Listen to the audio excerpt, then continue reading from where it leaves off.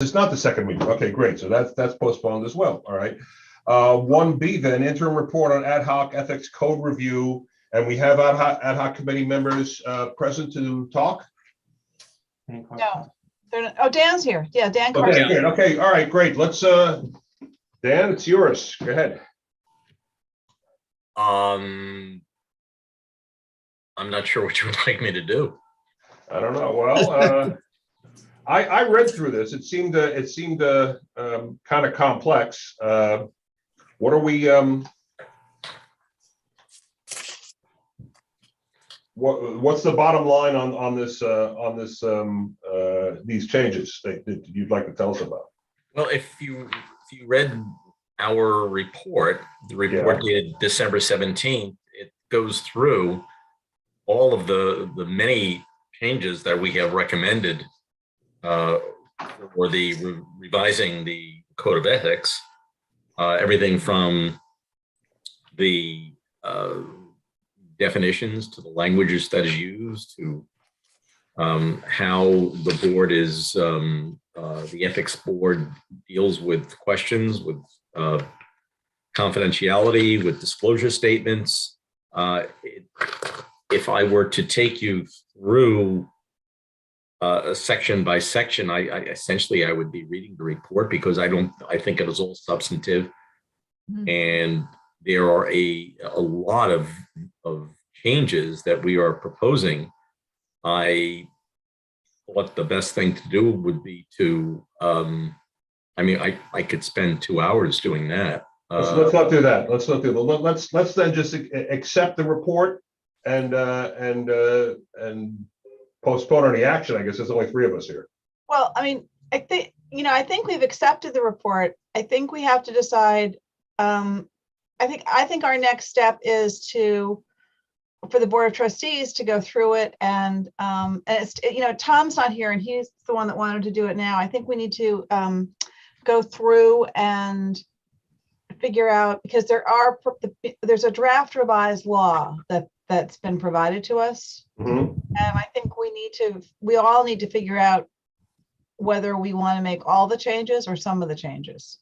That's because it struck me as being very complicated, and I'm not sure that an average person who would join one of these boards would necessarily understand all of it. So I want to understand it a little more fully. Dan, you had something to say? Yeah, actually, I agree with you. Okay. I think I have several things that first I want to compliment again the committee, because I think they've done an extraordinary amount of work, tackled some very tough issues, made some, I think, meaningful recommendations. I don't agree with 100% of them, but I agree with a lot of them. But I do agree with the effort and the substance of what they were trying to accomplish. But I do have some specifics, not of things that I'm concerned about. I think the definitions still are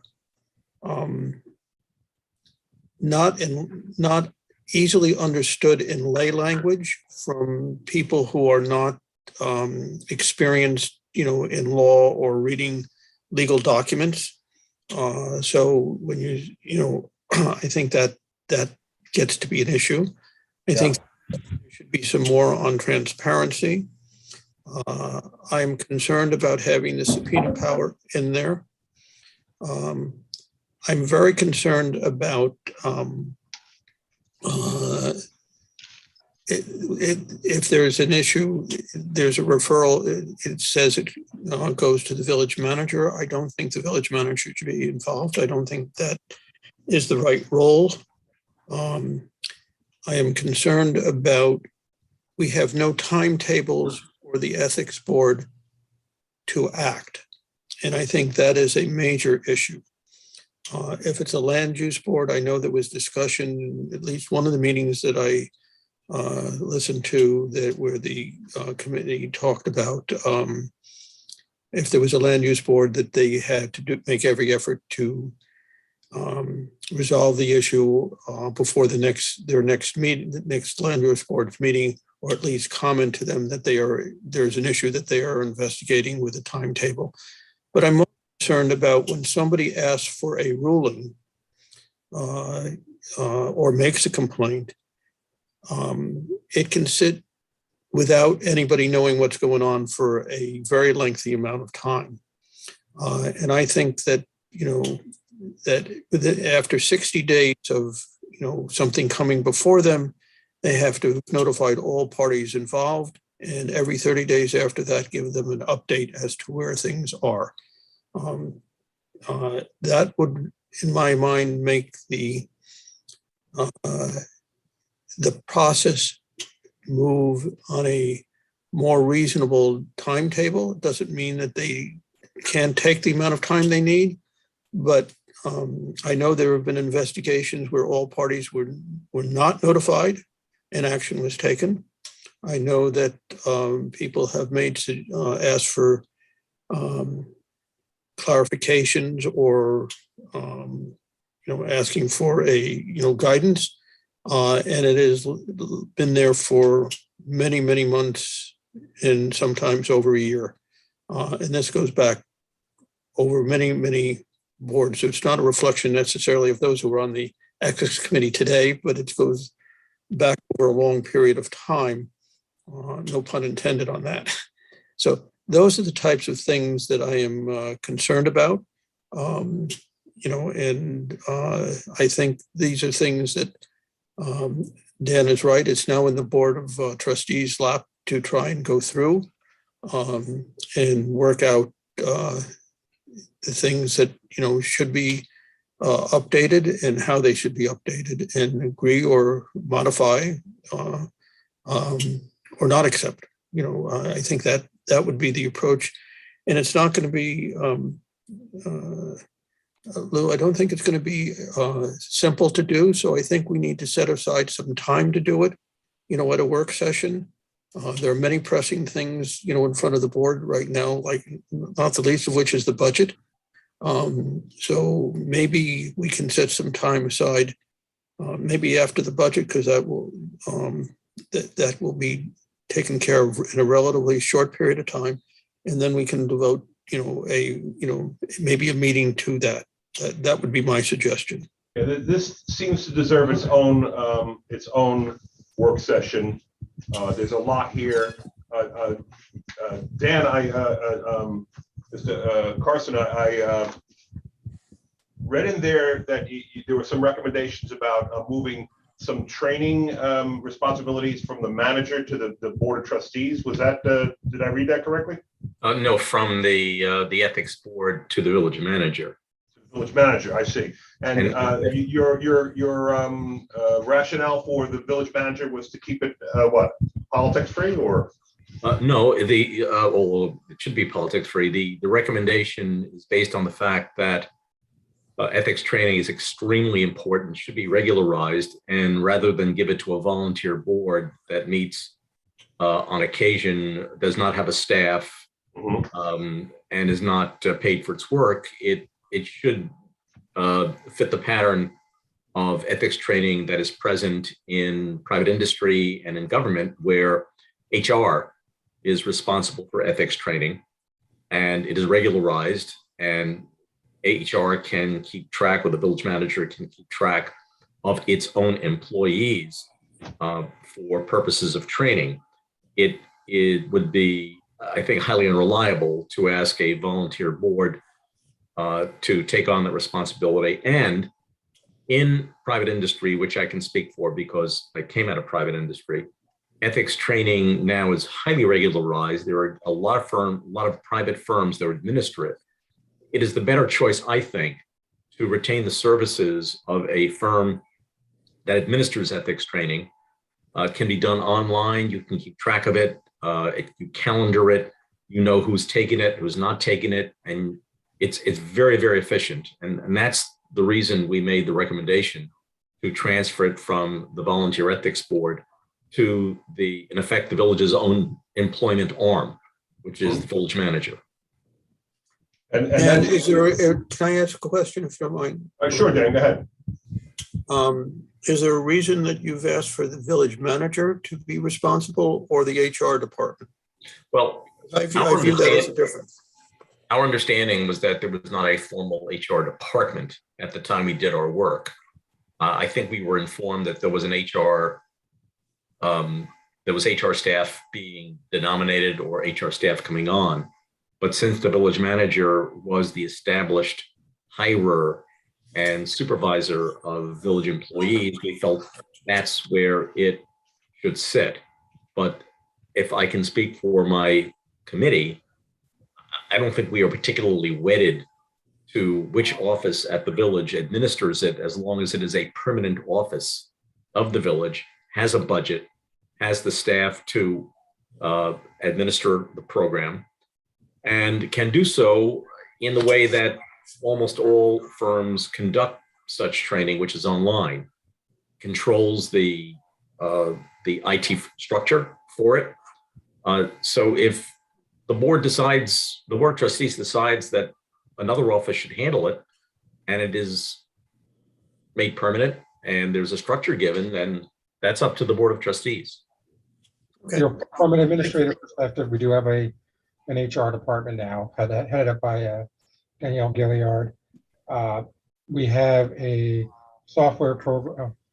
Speaking of the, my friend, we do have a system in place where training is scheduled online. There's an online tracking system. People have to go through the process, and it's also set up in such a fashion that you just can't press next. You actually have to go through the process, and it records it, it tracks it, so we know who completes it. It's how we do the annual training for sexual harassment and workplace violence. So, And we also have some trainings that are resuming in person. So that's happening next week, I think, starting next week. I think we should schedule this for its own work session at some point. Are the three of us ready to do that now, or should we wait for our two absent partners? I think we need to wait for our absent partners, although, because I don't think we should do it at a regular work session. I think we should do it the way we're doing the budget work sessions and have a separate meeting. So, but maybe let's decide to do it and then circulate some dates. Okay, let's move then that we will let me move that we will set a separate work session for the recommended changes to the ethics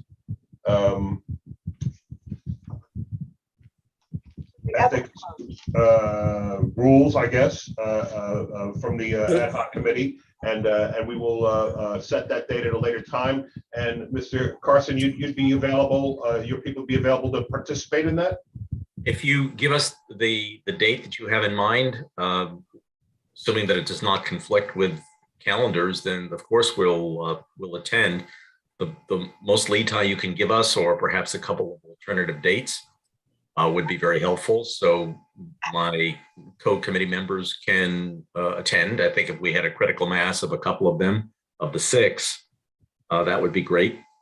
And if I may be presumptuous enough to make a suggestion, sure. What I had in mind was that the trustees perhaps would read the final report, and then perhaps in advance send to us the questions, comments, criticisms that individual trustees had, such as Dan Atch has pointed out, and thank you, Dan, for your comments. We would then be prepared to explain to you why we made certain provisions in the proposed code, what our thinking was, what our rationale was, and that might make the next session or the session that you plan more efficient. And I would emphasize that we were a committee making recommendations. The trustees, of course, are the legislators that enact the code. I'd also say that we think it very important that wherever you wind up on the code, that it would be, I think, helpful for the village to retain a bill writer, someone who does this for a living, so that you've created as bulletproof a code insofar as language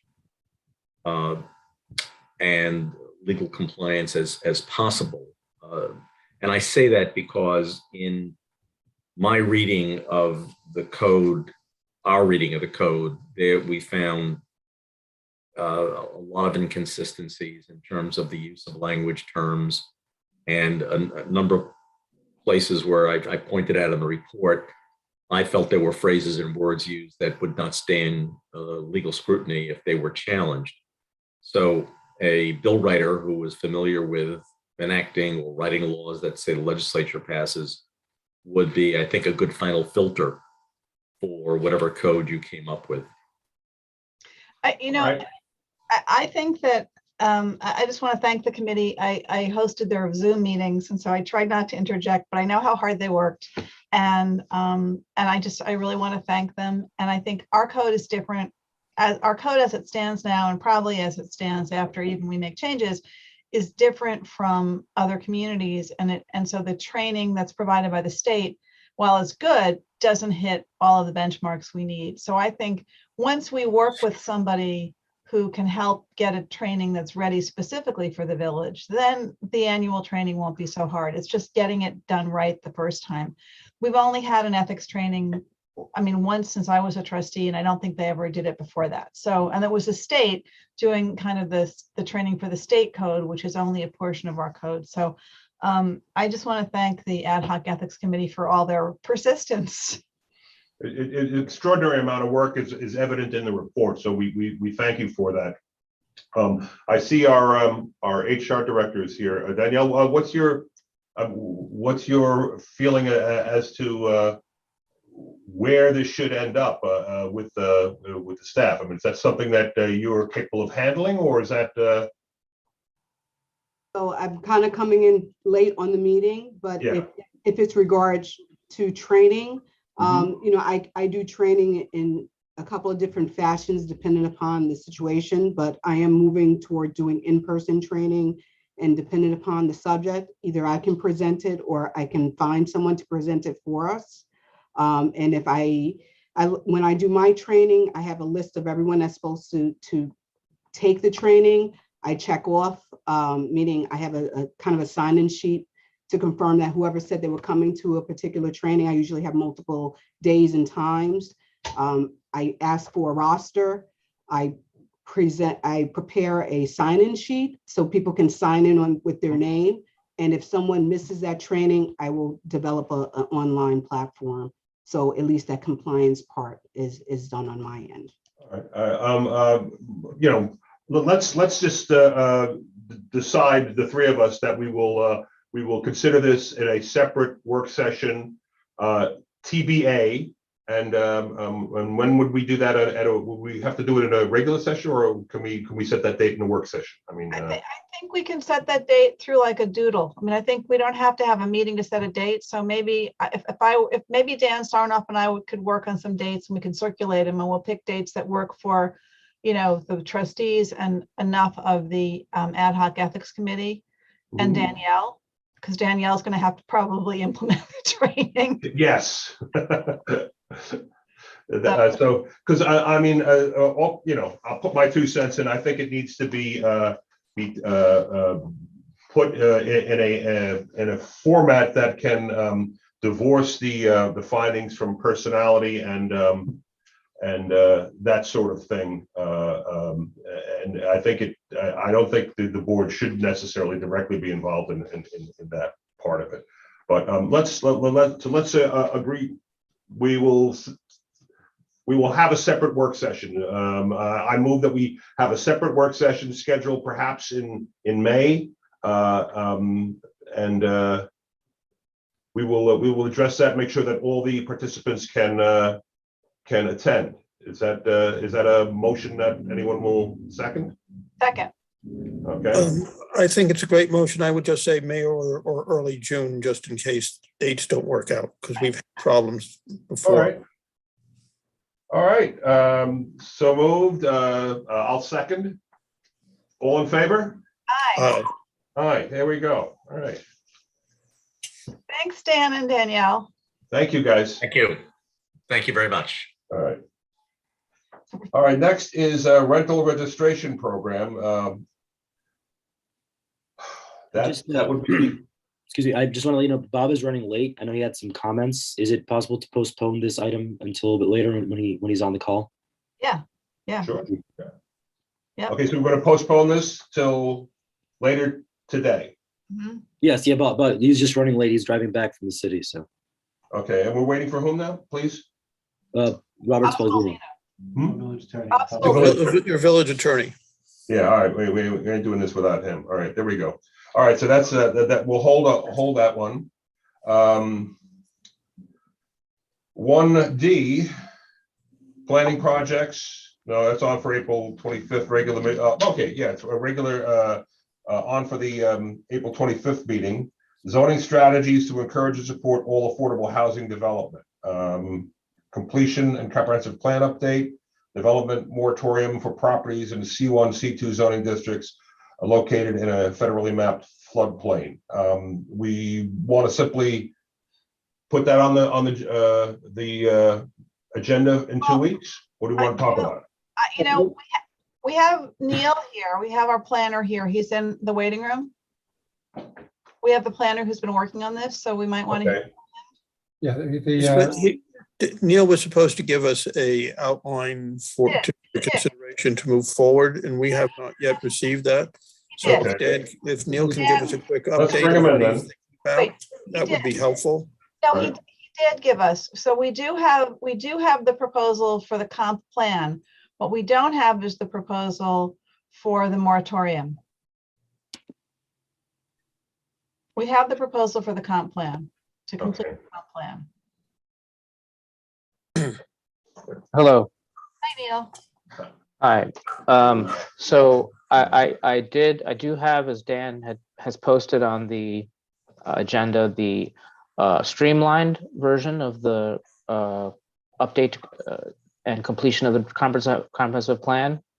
And just real briefly in highlights, I took Trustee Tafour's suggestion and other suggestions to streamline the process, and and if you look at the proposal, the memo, that are highlighted in yellow are the sections that I believe we should focus on, which is the sustainability, residential neighborhoods, land use and development. Now, for the other sections, for example, transportation systems, municipal parks and recreation, I do want to provide the committees or other relevant persons the opportunity to mark up the November 2020 draft, which was latest version, to be able to reflect any changes and things. And we could certainly enter those in. So while in terms of the substances focus are those 4 sections I mentioned, and as far as more kind of process update by staff and trustees or trustee liaisons are several of the other sections. There are a few other sections. For example, historic preservation was a short section. I currently say leave alone.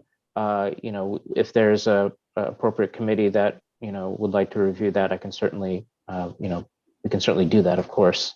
And so the budget, I think, is now 22,500. And if there are any questions about this, I'll be happy to answer that. And then I can tell you more about the moratorium proposal. Dan? Yeah, Neil, that's very helpful. One comment is, I think not only do we need to leave it posted on the website, but we need to indicate that people who wish to comment are, can certainly comment during the period of, we're moving forward. I don't want to have people feel that they're excluded because they don't happen to serve on a particular land use or other, ad hoc committee that's directly involved with one of the sections.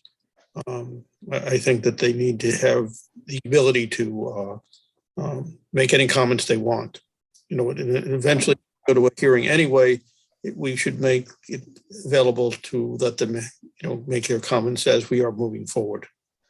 Absolutely. We can post the November 2020 draft. We can post for members of the public to also view and comment on. And I do think that especially with Parks and Rec, there have been a number of personnel changes on the boards and committees. So I think like giving them a chance to look through it would be helpful as well. Sure. So, All right, you want to fill us in on the moratorium? yes. So so if you recall at the previous moratorium study, I brought in Urban Partners, a Philadelphia firm, and Jim Hartling was the gentleman who came up with the calculations behind the redevelopment scenario. So he's semi-retired, but he does pick and choose what he wants to work on, and he was happy to work on this along with his along with Chris Lankenow, who is the staff person currently at Urban Partners, who assisted on the first moratorium study. And so I do have a draft memo prepared with and it'll follow a fairly similar trajectory as the prior moratorium study in terms of the scope of work, redevelopment scenarios, the fiscal and social impact, socioeconomic impact assessments, and the traffic impact assessments.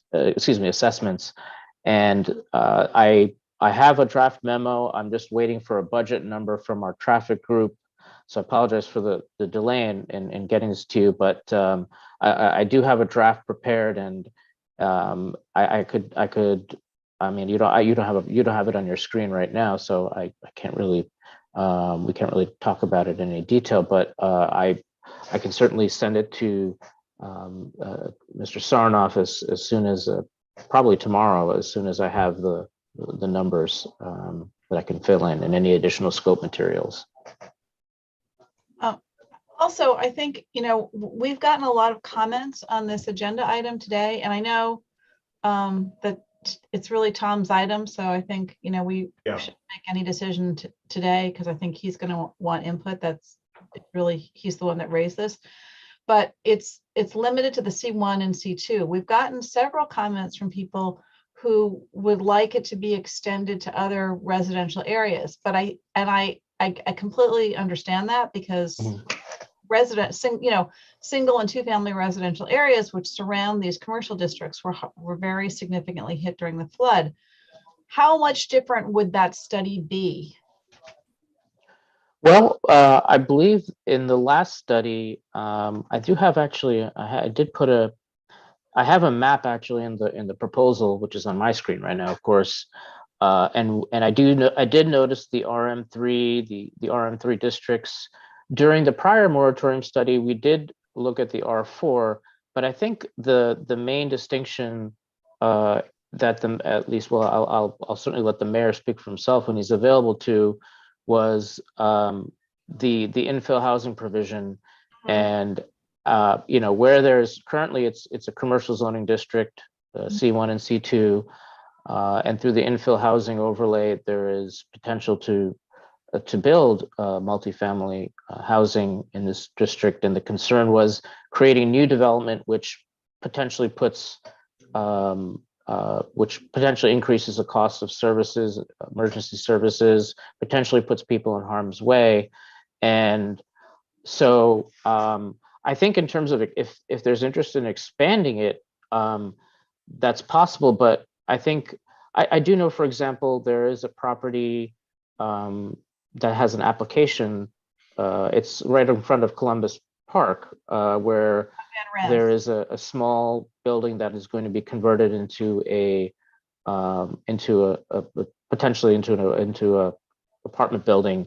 And I noticed that, and that's in the RM3, because in my conversations with Jim, I had forgotten that district is not commercial. But I said, well, technically speaking, if you're building a new building in place of the current building, it's potentially alleviating to some degree, because it'll be built to floodplain regulations above base flood elevation. Notwithstanding, of course, there's other factors that go into that, but but I remember then that that property is not within the C1 where you're converting commercial into multifamily. So, but to answer the question in a long-winded way, I mean, it's quite possible to extend that to include the RM3. It'll just be a little bit more calculations and than what I currently have in the proposal. Dan? Yeah, Neil, that's helpful. I think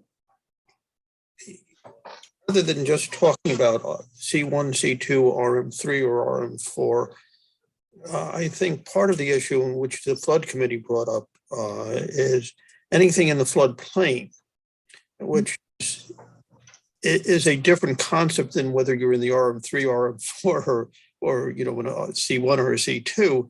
It's a different approach to the same issue, because the concerns they were having has to do with emergency services, et cetera, et cetera. And that doesn't resonate in terms of specific zone because properties can, be in two zones or et cetera. So that's one thing. The other thing, and I've had problems with other, I'm not suggesting your studies, but other studies that have concerned themselves, quote, with traffic. The emphasis has been on vehicle traffic as opposed to pedestrian traffic. And there is a big concern in this village of making pedestrian crossings and pedestrian ways meaningful and much safer. And that seems to have been sort of a minor aspect of what people have looked at in the past. Mm-hmm. The concerns that I hear is, well, if you do this, the traffic is going to be, take longer to get from A to B and B to C. And so there needs to be some type of equilibrium for keeping traffic reasonably moving, but maybe not fast moving, because everybody's complaining that people are speeding, between lights, if you will, or to make the next. So maybe Bill, we need to look at, maybe we need red lights, if you will, and four-way stops or things like that to allow traffic to move, but also make it safe for pedestrians and have some type of equilibrium between the two. Right, I would agree, and that's a whole traffic engineering conundrum now, where everything's based on level of service, which is very unilaterally about vehicles. I think the methodology can be adjusted, and I can work with the traffic engineer to create a scope that's more balanced and not single-handedly about vehicle congestion, but factors in safety for pedestrians and bicyclists and other users besides cars.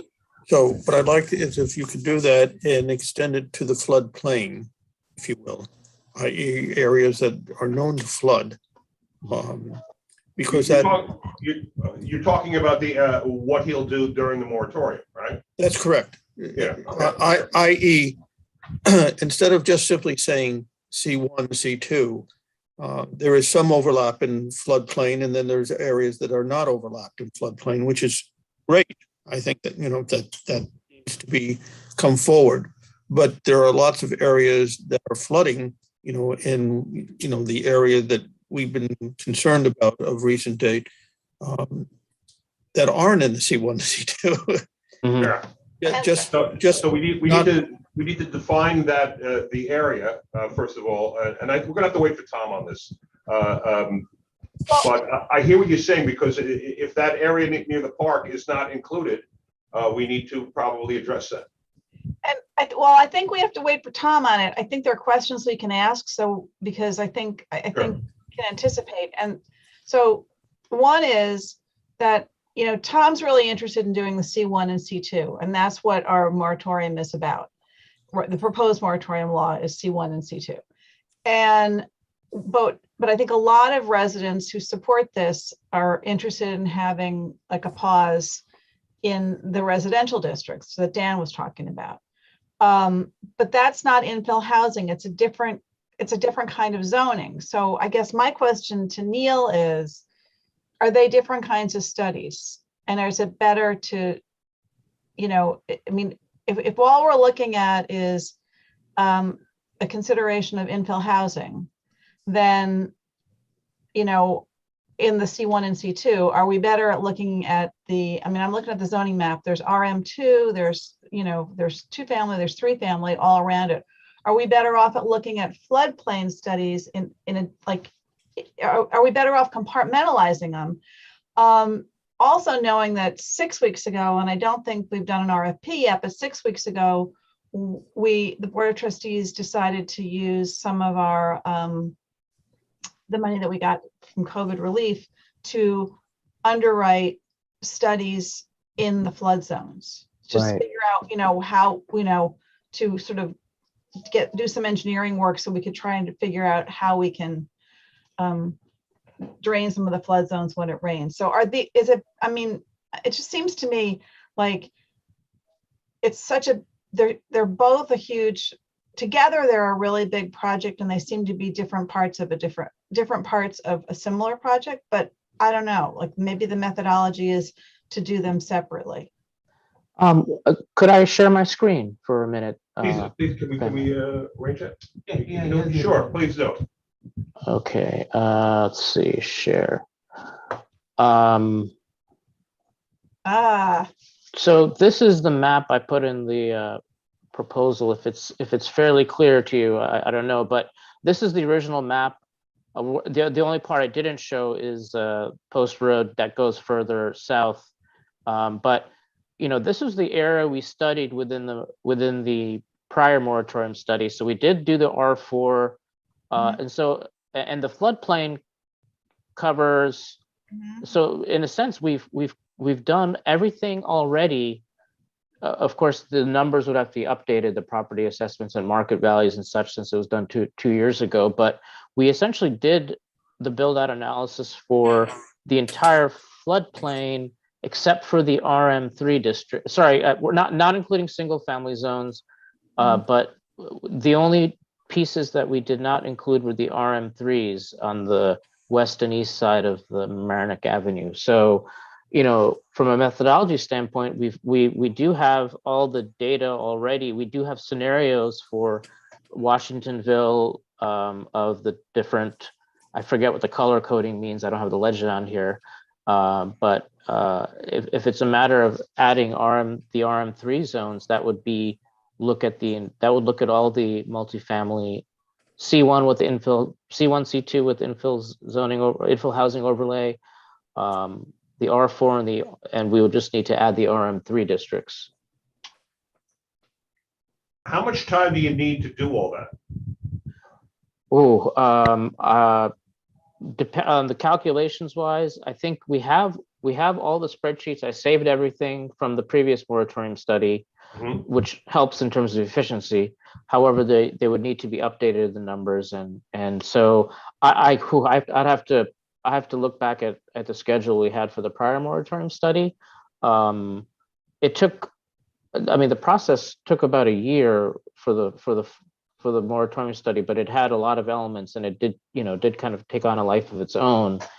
I can provide. I think what I will do is provide what I should do in this draft proposal is also include first the modifications based on Trustee Natchez suggestions about pedestrian and bicycle traffic. Whatever you decide about the areas if there's any interest in including other areas, and then a timeline so we can give you a sense of how long this would all take. So, I don't want to put words in Tom's mouth, but Tom wants to stick to C1 and C2, and I think his mind might change after he's read some of the comments, but again, if we're thinking about it as an evaluation of zoning, the zoning is different. So a C1, C2 change would be different from the other zoning changes. So maybe in thinking about it, it could be, I'm glad that a lot of the work's already been done, but maybe it could be done sequentially. I would say the traffic part, if there was interest in expanding it, beyond C1 and C2, that would mean more intersections to examine with a longer traffic study process. So basically, it wouldn't be in all, the project wouldn't be as compact, but that's just what it is, because it would be focused on C1 and C2. So really looking at 3 intersections primarily along Mamaroneck Avenue, maybe 4 at Halsted and on Halsted. Yeah. The time limit on this- My concern with this discussion right now, and I know the flood committee has been, which is where the moratorium suggestion came from a few months ago. I think we need to try and do an overlay, in terms of floodplain administration, and for zoning. There are areas that are single family or 2 family that are built in the floodplain. The question is, what should the future hold? Should we encourage them to be raised? Should we prevent them from being, new things being done at the, just at the FEMA level, which I'd approve to be way under, if people who raise their houses according to the FEMA still flooded. So I think we need to take a more holistic view to that, and along with infilled housing in C1 and C2. If you do that, if you do the C1 and C2 in the overlay of the floodplain, all of the area that you've shown is there, and then there's some additional area that you would be adding, but you would be adding it more from a floodplain view than in development, etc. And that would include. Does that make any sense, Neil? Well, would that include? That would be only residential properties in the floodplain, or also commercial properties. It would be anything you build. Anything. That's really what you're talking about. Yeah. It doesn't do any good to build something that is going to, be flooded. Well, I mean, but the truth is, what floods now might not flood later when we actually do something about the flooding. So,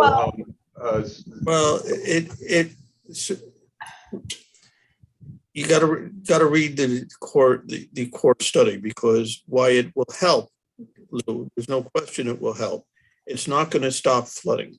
And what it does is it reduces the level.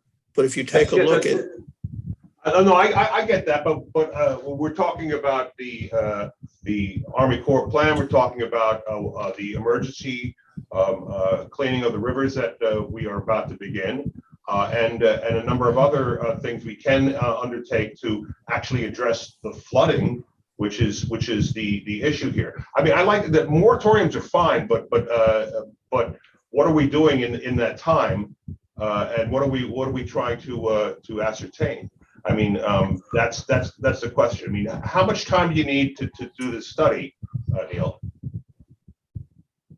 Now with which scenario in terms of the expanse, because that's a big project with a lot of public process that would be involved, probably more than just like a moratorium study in some ways. If you're looking at the future of what you can do in the flood zone for residential properties, that's a much larger take, a larger scope and objective and process, because you're getting into the residential neighborhood. So I think this, if this original potential moratorium C1, C2, that's compact, and I don't know, maybe potentially, just hypothetically speaking, let's say it takes about 3 months to complete the moratorium study for the C1 and C2. Maybe that's something that could be, that process could be something to inform looking at the rest of the floodplain, beyond just C1 and C2. That's, I mean, because I told Tom I'm willing to go along with this, but not an indefinite moratorium, because essentially it's a de facto moratorium in parts of that area already. I mean, I've been there 3 years and I'm seeing, 2.5-year-old zoning signs just sitting there, collapsing into the soil. So we're already there on a de facto moratorium. Yeah. So I would say let's keep it limited and see what if you're going to come up with it in 3 months on C1 and C2. I think that would be my inclination. Well, I don't disagree that keeping it limited, because this is sort of like a world hunger project. I mean, we're not going to be able to solve flooding in the village of Mamaroneck, even with this Army Corps plan. It's going to mitigate flooding. And so if we take on something that's too big, we simply run the risk of not getting it done.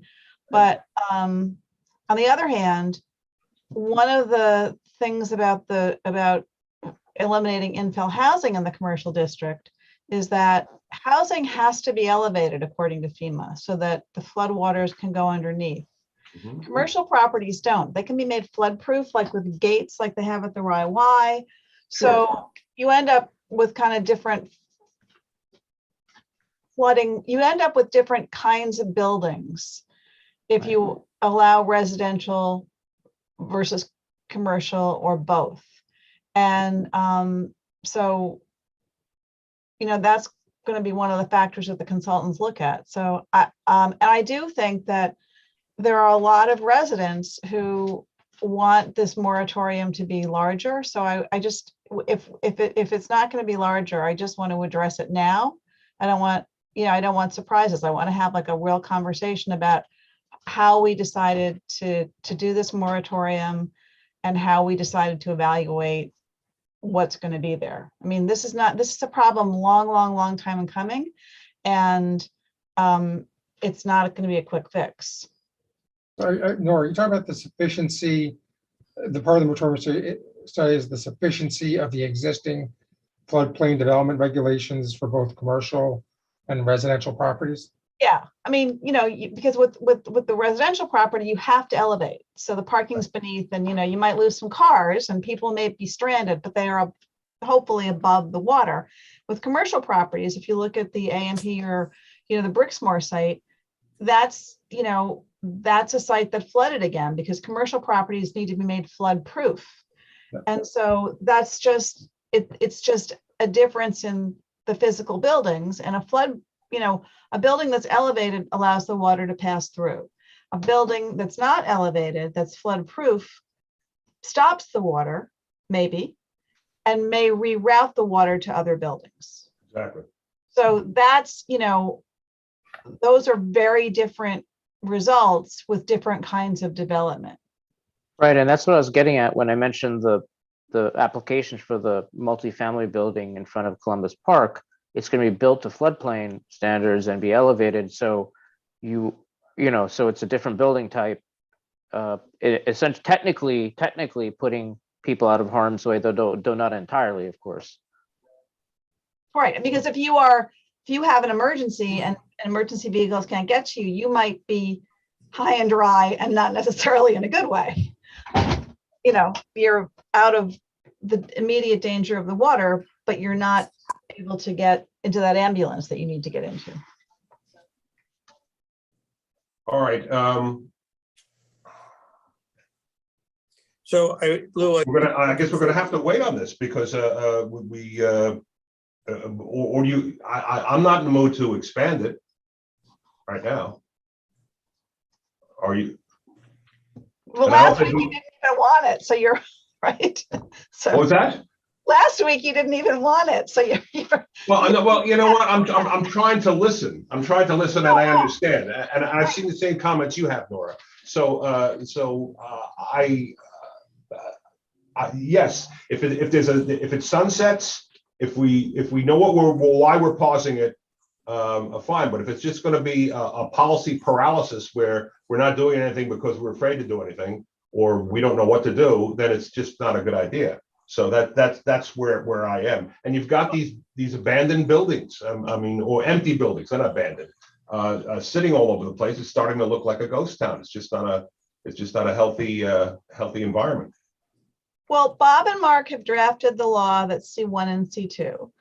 Mhm. And, and Neil has started on a proposal with the instructions we gave him, and now we've confused him probably today, or potentially. So, what more information do we want between now and two weeks from now? I would suggest, Neil can give a proposal, for going both ways if you want, with time parameters. I agree with Lou that I don't think anybody is looking just to put a moratorium on and just let it sit. But I do. Well, that is the thrust I get from some of the comments, and I understand the impulse, but I don't think we can do that. No, just let me finish, Lou. Okay. I think that, we don't have to study to death the floodplain, but I think we need to understand how that interacts with, what to be doing. Should you be raising the houses? In the buildings, should should commercial be allowed not be flood proof if you opposed to raised? Should we give an incentive to raise houses so that if you're a 2-story and that's what you're limited to, under the zoning, the footage, that you are given a pass to raise it a little bit? Those are the types of things that, in my mind, does not require months and months and months of study and lots of calculations. It's, here are the options. And I think that's what we're really looking for. Here are the options. Board, you decide what you want, and type of thing. And that can be done, all due respect, in a relatively short period of time. The infill housing on C1 and C2, I think, is a major part of that. But I think just looking at the comments today, then looking at what the floodplain committee came up with, which started the moratorium issue, and they have very specific concerns, pro and con, of what to do with such things as the proposal in the small building, which Neil has referred to, not because of that application, but the concept of the application. And I think that's what we need to concentrate on is, what do you want to move to? Because if you don't do that, you're going to continue to have more of the same. You're going to have, problems, and not that we can solve them all, but you're going to have more and more problems. And All right, so what do we want to do, guys? We put it off for the regular meeting in 2 weeks. Is that how it? Yeah, but I think I'd like to see Neil's, a proposal from Neil going both ways. Is that a motion? I'm happy to make the motion. I don't think we can do it by consensus if you want, however you'd like to do it. Neil, is that something that you can do easily, that won't overly complicate this? Because I think the easy part will be, well, if I'm using the same methodology, I think there's some fundamental questions that that every town that has this issue has to grapple with, which is which the village is grappling with. What do you allow people to do? What are the incentives? Some places they bought out properties, and so if we're still going with this methodology, I'm thinking the methodology for C1 and C2 is fairly simple, mathematical, traffic studies in this. But ultimately, I think the methodology for expanding it to the more expanded area, meaning the entire floodplain, it'll be a little. It's going to be a little bit more. It's going to be more. I think the questions that Dan poses, Trustee Natchez poses, were good ones. I just feel like it would have to take a different methodology than the limited area, possibly. I wouldn't be able to give you extended the full-on floodplain proposal, in a few days. I need to really kind of think about that and see how that would work out. Unless you wanted a similar methodology. Well, I'm going to suggest that we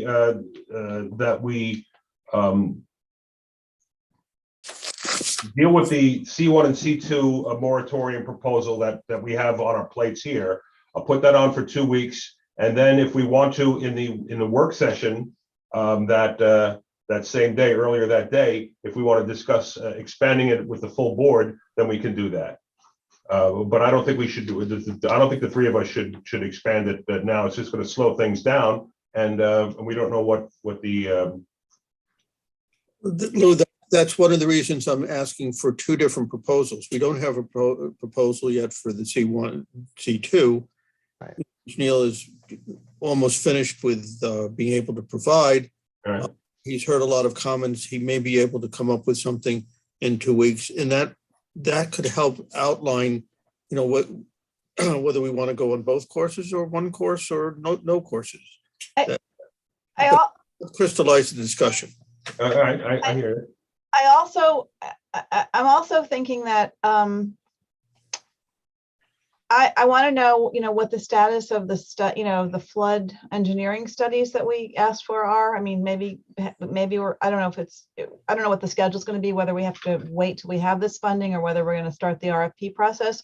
But there has also been, that Neil may not know about, there's going to be a substantial there's a repaving of Mamaroneck Avenue, and so the county owns Mamaroneck Avenue from White Plains to basically the railroad bridge, and Yeah. so there are going to be some changes made to those intersections, and so there's been studies done there, so that might be factored in. So it might be kind of three thoughts, like the C1, C2, and then the remaining part of the floodplain, but that the traffic studies would be one, because it's kind of one area with one set of traffic signals. And some of it may already have been done because we've been doing these walking assessments and the county did some studies. So maybe we need to get that to Neil too.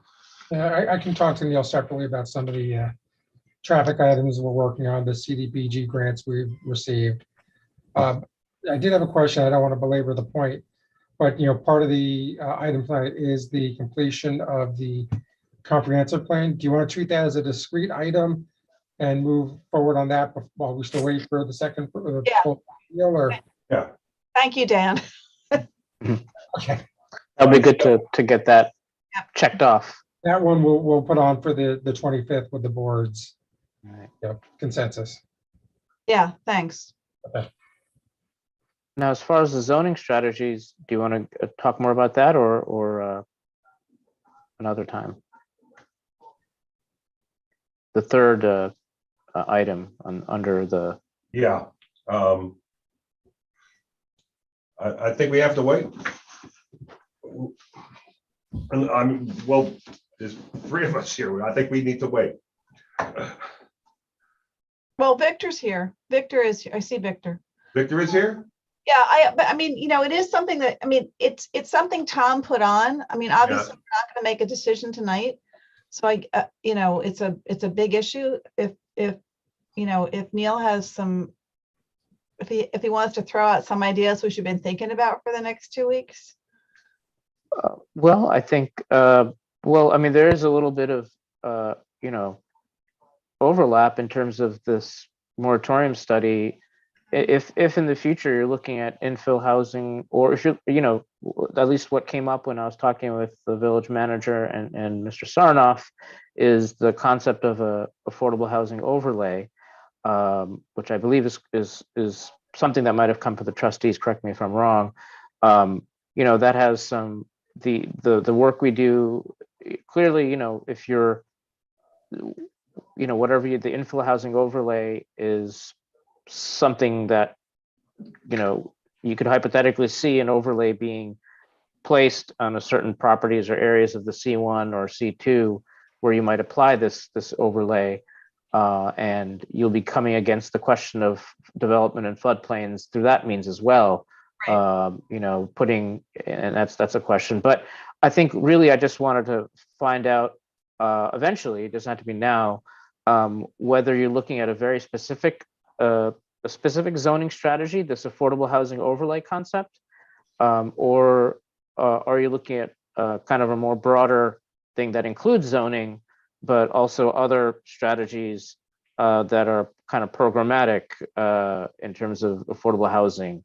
And so that's just a general question, which for you to think about. I think there was an article that was on one of the agenda items associated with that, which had some suggestions for what other things the village can do beyond zoning to allow people to stay in affordable housing. And so the question is, is there a need for a broader strategy, or is there something, or is there commitment to focus on one or two specific zoning strategies and try to move forward with those? Okay. Well, you have three different things here, all That's right? good. So I think with affordable housing, we need to look at everything. Right. The comprehensive plan certainly dovetails with that. Right. And so in the comprehensive plan, without a doubt, I think on a very basic level is a place where we can start to just put into place certain recommendations or certain things that the village should consider. And so that is a place, and that's why the land use and development section is going to be one of the 4 areas that we focus on specifically, because I think there needs to be a little bit more teased out in the write-up about affordable housing. I think there's more to be said in there, and that could help, influence the path that the village would like to go. All right, so these items will all are all on for April 25th then, right? Yep. Okay, and we're not tinkering with them in any way. Now. No, right. Okay, great. Do we need to vote on that? No, Okay, all right, thank you. we're good, I think. As I mentioned, it's my second meeting I'm chairing since high school, so this is a. We got a good team here. Huh? There's a good team here. All right, thank you very much, Neil. Appreciate it. Thanks. Take care. Thanks, Neil. Okay, I see that I saw Mr. Spalzino was here. Oh, here he is. Yes, yeah. So let's go back to the rental registration program. Sure. So I gave you a lot of material Yeah. in your packet. It was homework. There'll be a test when I'm finished. Yeah, thanks. So what happened was we started doing research on this. And as you may recall, this is a law that Jerry essentially imported from the community in which he worked in New Jersey. So I knew there were laws like this, rental registration laws in New York. I thought it'd be a good idea to take a look at them. And I came across a couple which I've included in your package. And one of them, the Southampton law, which has been around for a while, has also been the subject of a legal challenge.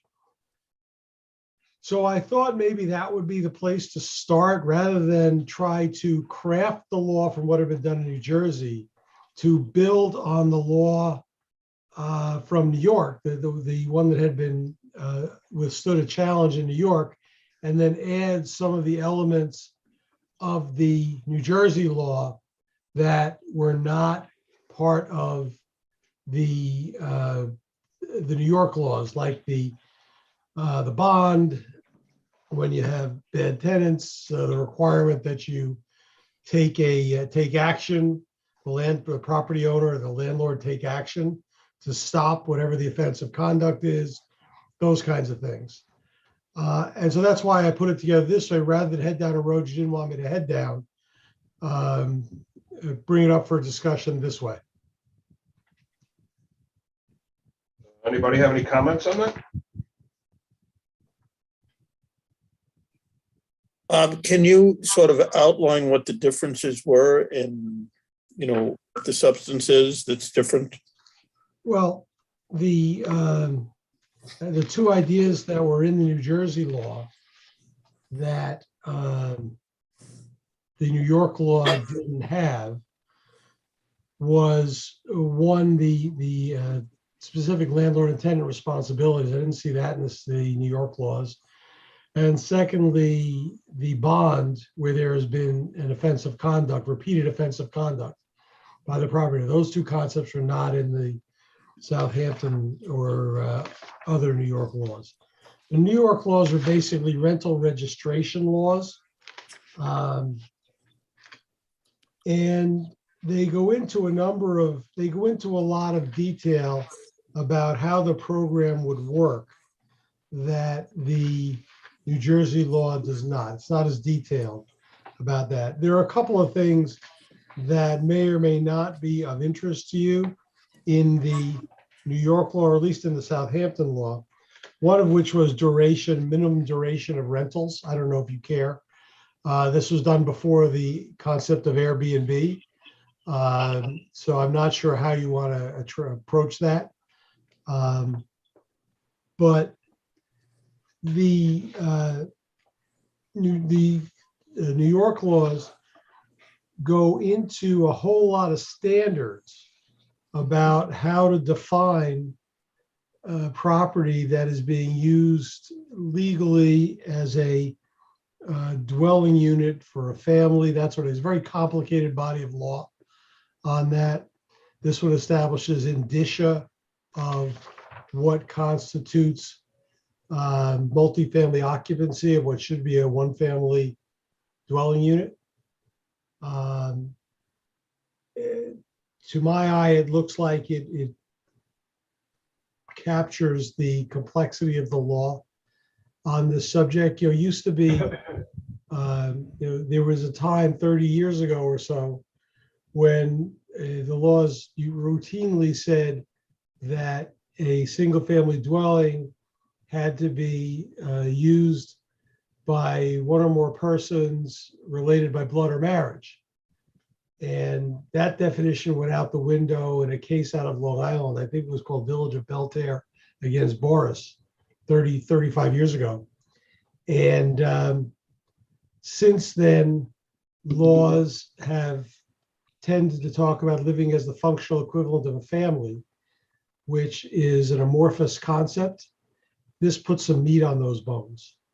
It also deals with a lot of the timing issues that I was struggling with, to be honest, on the New Jersey law. In terms of permit, you have to get a permit before you rent. Can you rent before you get a permit? You have to register before you rent, or can you rent and then register? And if you register in the middle of the year, is your permit good for the rest of the year, or is it good just till December? Or does it go for a 2-year period from when you register? Those sorts of things. And this was I thought, rather than I just come up with it on my own, this was a thought through system that's been tested over years. So that's why I suggested this. And I saw Jerry there. He popped on and off. So you're comfortable with this, with the way it's structured, the way you've given it to us. So obviously you gave it to us. Jerry, any feeling on it? Lou, we have a committee put together, an ad hoc committee put together. And what I could do is I could discuss it with them. So to give some time to go over the Southampton and the, what was the other one, Bob? Patterson? Correct. We can go over that and discuss it. We've been holding off on having another meeting until the Board of Trustees was presented with something from Bob. But in my opinion, having created that New Jersey structure, the only thing I wanted to focus on as an elected official was to eliminate the hazards of over occupancy and landlords that are not fixing up their properties, not having the proper electrical outlets near the water, like in the bathroom or sink, making sure that smoke detectors and carbon monoxide detectors are in the properties, make sure the handrails. It's basically, we used it as an annual CO to make sure that the people who are renting the property were safe and that they weren't being abused by their landlord in any way. And the rental registration, there's 5,500 rooftops in where I used to work. There's 1,800 rental properties, rental units.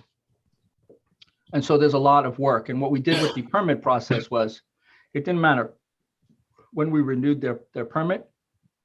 It would just, every week, it would trigger off a new series of renewals.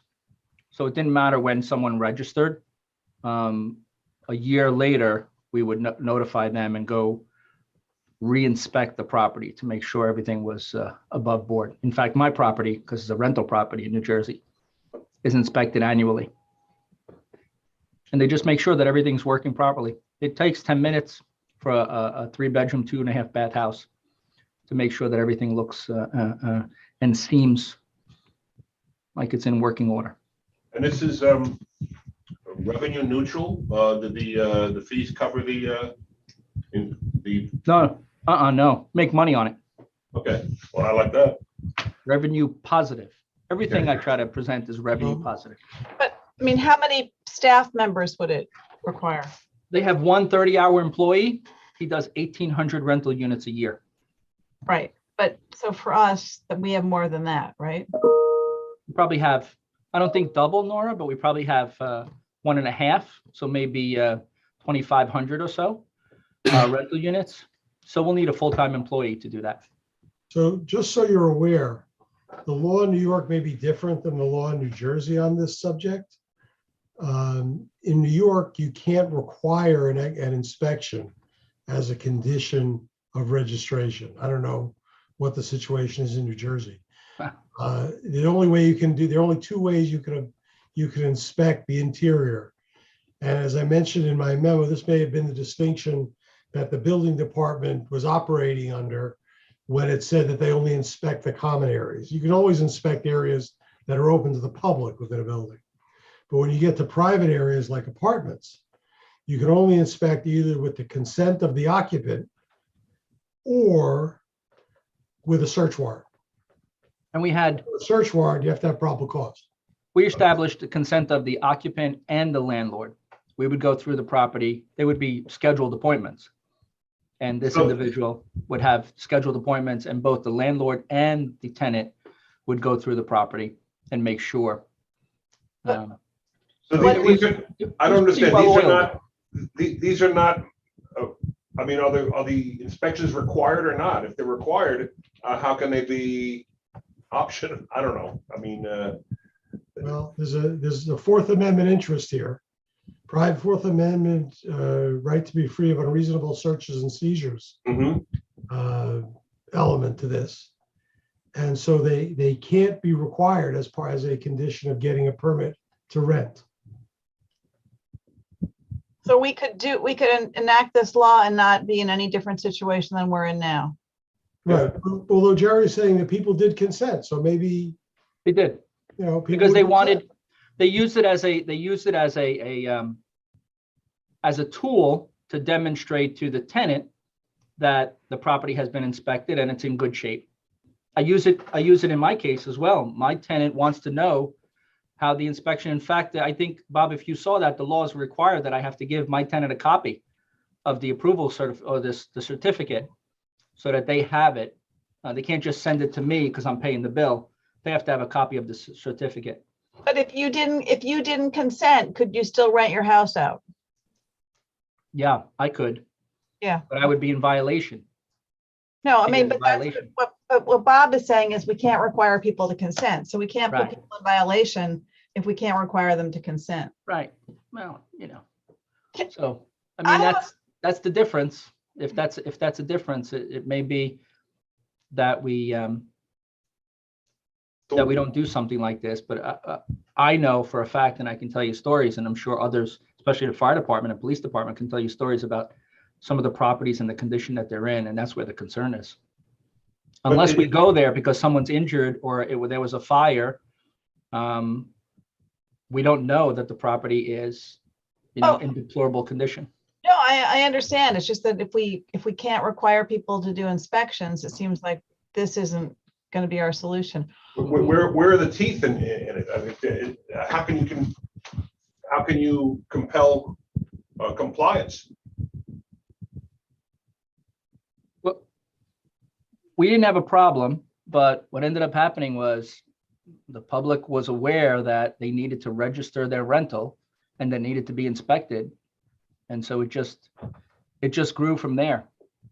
As far as people, working around the law, I know we have a couple of experts around here, but the truth is, a lot of people will want to make sure that their property, if I'm renting an apartment, I want to make sure my property is in good shape. So you think this is a good idea? I know it's a good idea. The problem is if it flies. I know it's a good idea. I just don't know if it flies. That's why I handed it off to Bob and Mark for their, interpretation of it. What was the challenge in Southampton, Bob? You can't tell me what to do with my property? Yeah. Yeah. There were a whole lot of challenges to it. Yeah. But the big challenge was you can't make me register my property. You can't tell me what to do. And that was defeated? Yes. So Oh. people have to register their property, but they don't have to have their property inspected. Correct. Oh, I wasn't just looking for a revenue generator, although I do that all day long. I was looking for, the ability to make sure we inspect properties. Because we don't know who has illegal apartments, who has divided up apartments. We just don't know. You don't have ESP, right? I don't know. We don't know. Of course not. Right. So what does our code 12611 do? It's for dormitories and for public spaces, but That's right. and multiple dwellings, but That's not right. 3 or more. So we can now inspect properties with 3 or more, whether they're registered? I don't think you can. Okay. No. Oh, I so mean, I shouldn't say that. I think the same Fourth Amendment restriction applies to those. Okay. Just because we passed a law doesn't mean we should have. You can supersede a lot of things, but you can't supersede the Fourth Amendment. What's the penalty for not registering? I forget what it was in Jersey. I could look it up. I mean, what would it be for us? Do we have any means of enforcement? I mean, it just seems like if it's an unenforceable law, I don't know. So we have this standard penalty that we use, which is $250 a day. Right. We have that in a lot of different areas, a lot of different sections of the code. So let's use that as an example. If you don't register, the penalty would be $250, and each day constitutes a new penalty. I don't know. That sounds pretty aggressive, but I'm okay with collecting penalties too, not just fees. Jerry, what's our local court done with that in terms of enforcing that? They're 50-50 split from the days that I've been in court.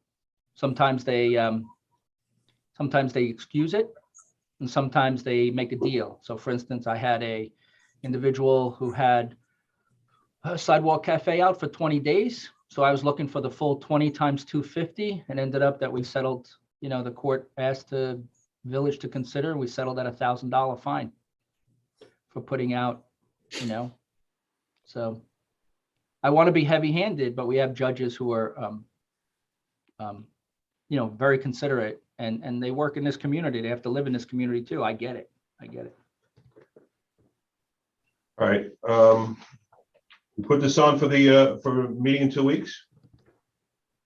If you think there's some value to it, but if we're not gonna be able to So enforce. Well, I'm asking the board. if we can't require inspections, it seems like there's minimal use, but Jerry, do you think it's something that's worth running by your committee? I can, I mean, do you think except it's worth it?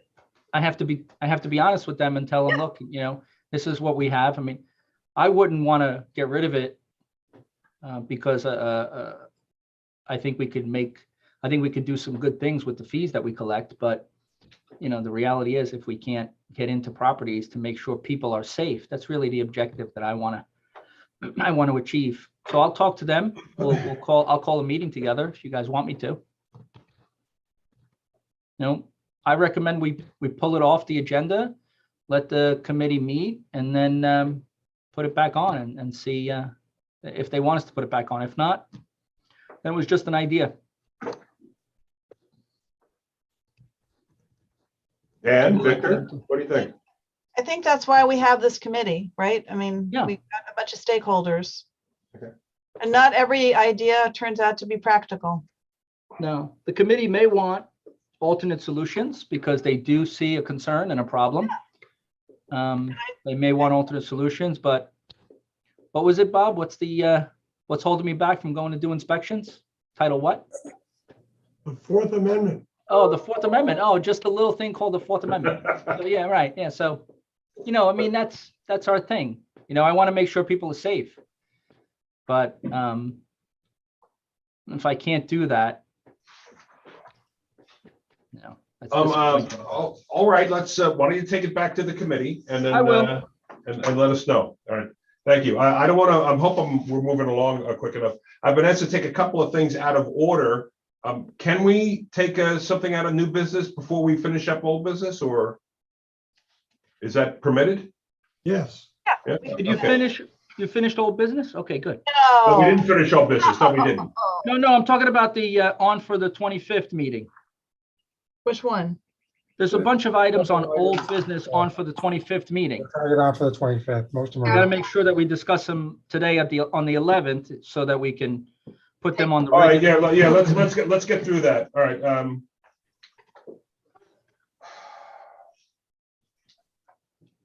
Let's skip down to J, referral to planning board wireless edge application for recertification of special use permit, Fenimore Road Cell Tower.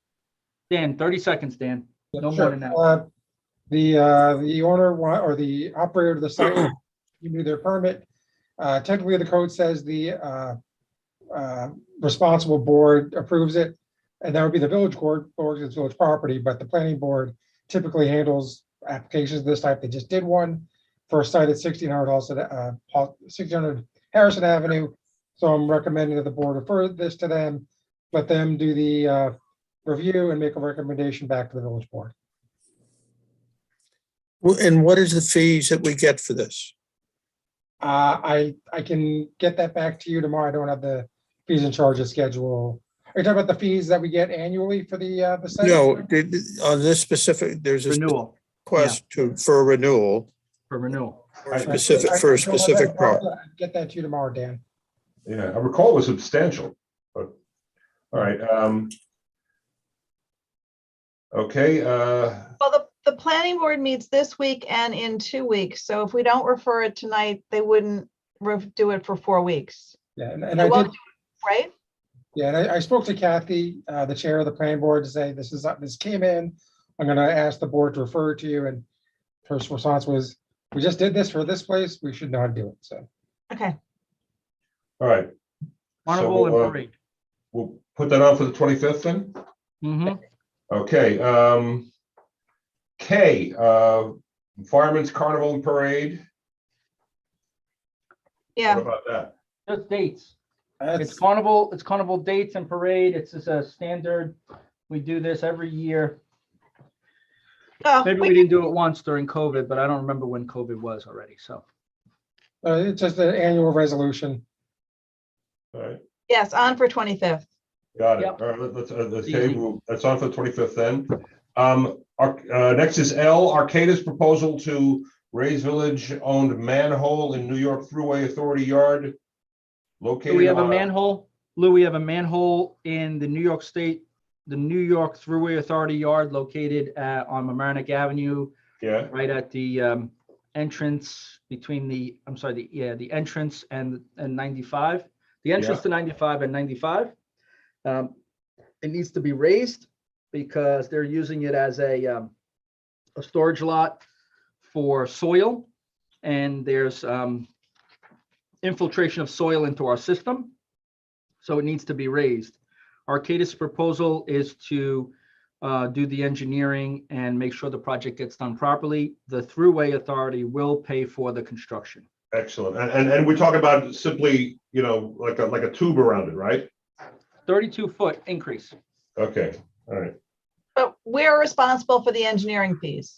They've asked us to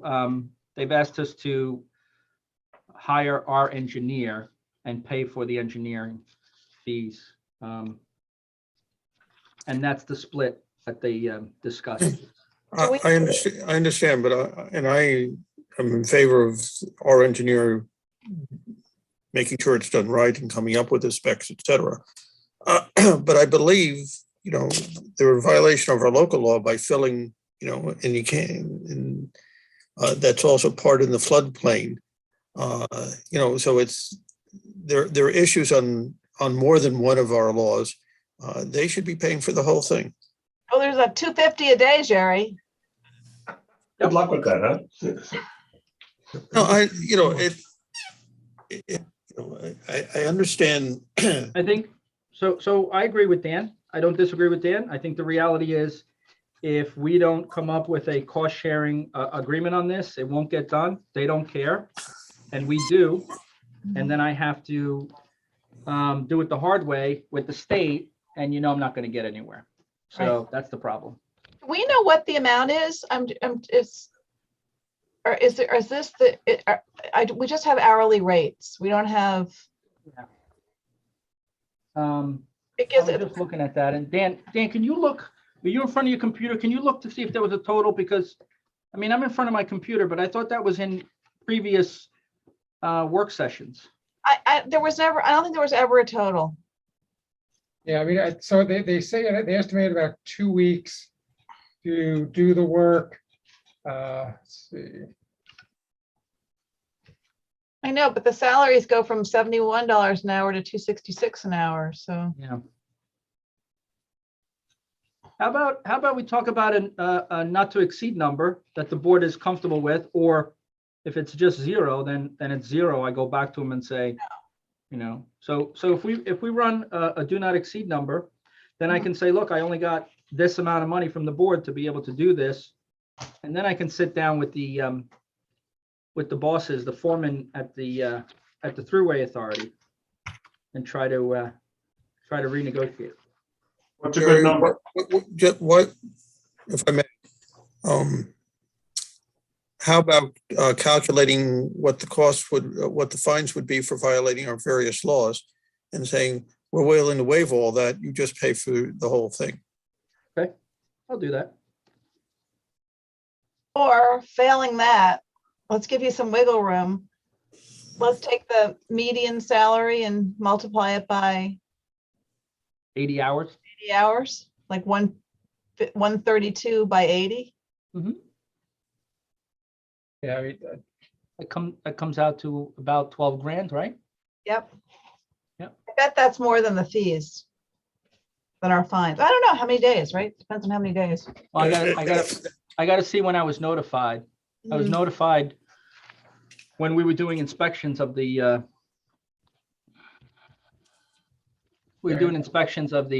property. yeah, my general experience that they'll have a staff engineer or a senior engineer do the majority of the design work, and then the principal engineer will review it to make sure all the numbers add up and sign off on it. Yeah, but Nora's calculation is probably going to be spot on easily. So what we were doing, I'm a consultant. many of you know, we had 22 manholes missing or unaccounted for when we started in March of last year, working with Save the Sound. I think it was 22. Bob might remember more. And so we were looking for manholes, and that's when we found this one. So that would be the date. And I could probably tell you if I look up the sewer foremans. Missing manholes? I mean, Oh, yeah, unaccounted for. We couldn't find them, Lou. You're not talking about the covers, you're talking about the actual hole? No, I'm talking about the covers. I'm talking about manholes that we couldn't find that were either paved over in driveways it. or backyards, you know, grassed over in backyards, you know, that kind of stuff. Got it. Um, All right, yeah, we're going back to, You have enough for us from that? yeah, we're going back to, let me see, we started looking for manholes March 2nd, 2021. all right. So that's a pretty good find. So you have enough to take care of this then, right, Jerry? I do. Okay, you great. get- So When you get a call from the state, just forward it to me. we'll do. take care All of it. right. So we're moving on to new business now. Well, I want to start with Danielle's been here patiently waiting. We're going to take her out of order. 2H Employee Handbook. Okay, great. Thank Sorry you. sorry for the wait. Yeah, no problem, no problem. So I presented a draft handbook when I was asked to start the HR department a few years ago. That was one of the items that was requested of me to look in doing a handbook. There were a couple of different versions that kind of floated around internally here, but I asked for the help of an HR consultant company, GTM Pinnacle HR, to help draft a handbook for us. And it followed the guidelines of the state about the policies that we should have, which we do have, but the way our policies are, they're kind of loose. They're not in a formalized book. I've made every effort to, when a new person comes on board, they get a copy of all the policies. They're loose documents. They're not in a book per se. They're in a folder. Lou can attest to that. I remember that. Yes. Yes. But prior to me, I'm just a little concerned about how our long-term employees have those policies and what type of updates. So the handbook would put everything in one place. There will be a quick reference so that if an employee does have a question, they would be able to refer to the table of contents to see if they can get the answers that they need. Nothing is really changing because we're following the things that are in this particular handbook, but it's just in a more formalized fashion. And we're not changing the language. The handbook, there is some sign-offs and acknowledgements that keeps the employee responsible for what they're being presented with. I'm not sure what was done in the past, and this will hold people more accountable. And it does not take away from our current collective bargaining agreement. This would just work in conjunction with that. So the handbook would just represent what everyone needs to follow, but there are references throughout the handbook saying if there's a particular item like a vacation time, a person would need to refer to their prospective collective bargaining agreement. We have two unions that are in play right now, and we do have a number of non-union employees. Our non-union employees do follow the guidelines of one of the collective bargaining agreements, which is the CSCA. So any non-represented person does get a copy of the CSCA agreement so that they can follow those guidelines. This handbook has about 14 sections. Which also references general policies, which I distribute. It references training that I stay on top of. It references employment policies, which is also important so they understand the difference between the different classes of employees. So it's just a quick reference versus coming to my office if they can get the answer a little more readily with that. It also references compensation and how that's done and paid time off. So this document is really meant to cover and protect the village, saying that we are in compliance with what we're supposed to communicate to our employees. And in turn, the employee is signing off on that they did receive this document. So my goal is to have this distributed to all of our employees, whether via a hard copy or an electronic copy. Our new employees would have it moving forward. And it's a document that can be updated by GTM when there's a new policy update. which does happen frequently, they'll let us know, and then that can be converted into the newer handbook so that it's distributed properly. This GTM, It's a HR and payroll consultant company that we hired in December of last year. And the purpose of that company is that when I started the HR department, everything was kind of in different locations in different departments. So I did my best to kind of streamline everything. And I'm on top of all of the compliance items that we're supposed to have, whether it's OSHA or PESH or mandatory trainings or other like EEO requirements that I'm supposed to do. But I do feel that there are other things that I might not be looking at. You take for granted when you work in HR your whole career, you take for granted the items that every HR department has. When you have to start a new department from scratch, you're not quite sure what you might be missing. So GTM is helping me bridge that gap to make sure that I am compliant with everything that I'm doing, including putting in new processes and new policies to help kind of streamline things for the whole village, honestly. thank you. What do we need to do with this now? I mean, I did it was kind of posted. I just wanted everyone just to have an idea of what I wanted to do, because it was something that was asked of me that they wanted a handbook. So I wanted everyone to see what this consultant company was able to come up with. It is a lot of information, but I'd rather inundate people with information so it's there and it's at their disposal. And I guess I kind of turn it over to Dan or Jerry as to if this is something that the board has to approve or not. Jerry, are you happy with this? I am. It's a policy. That's why it's in front of the board. Right. So because we have to adopt it as a policy. If it's going to be effective, we have to adopt it as a policy.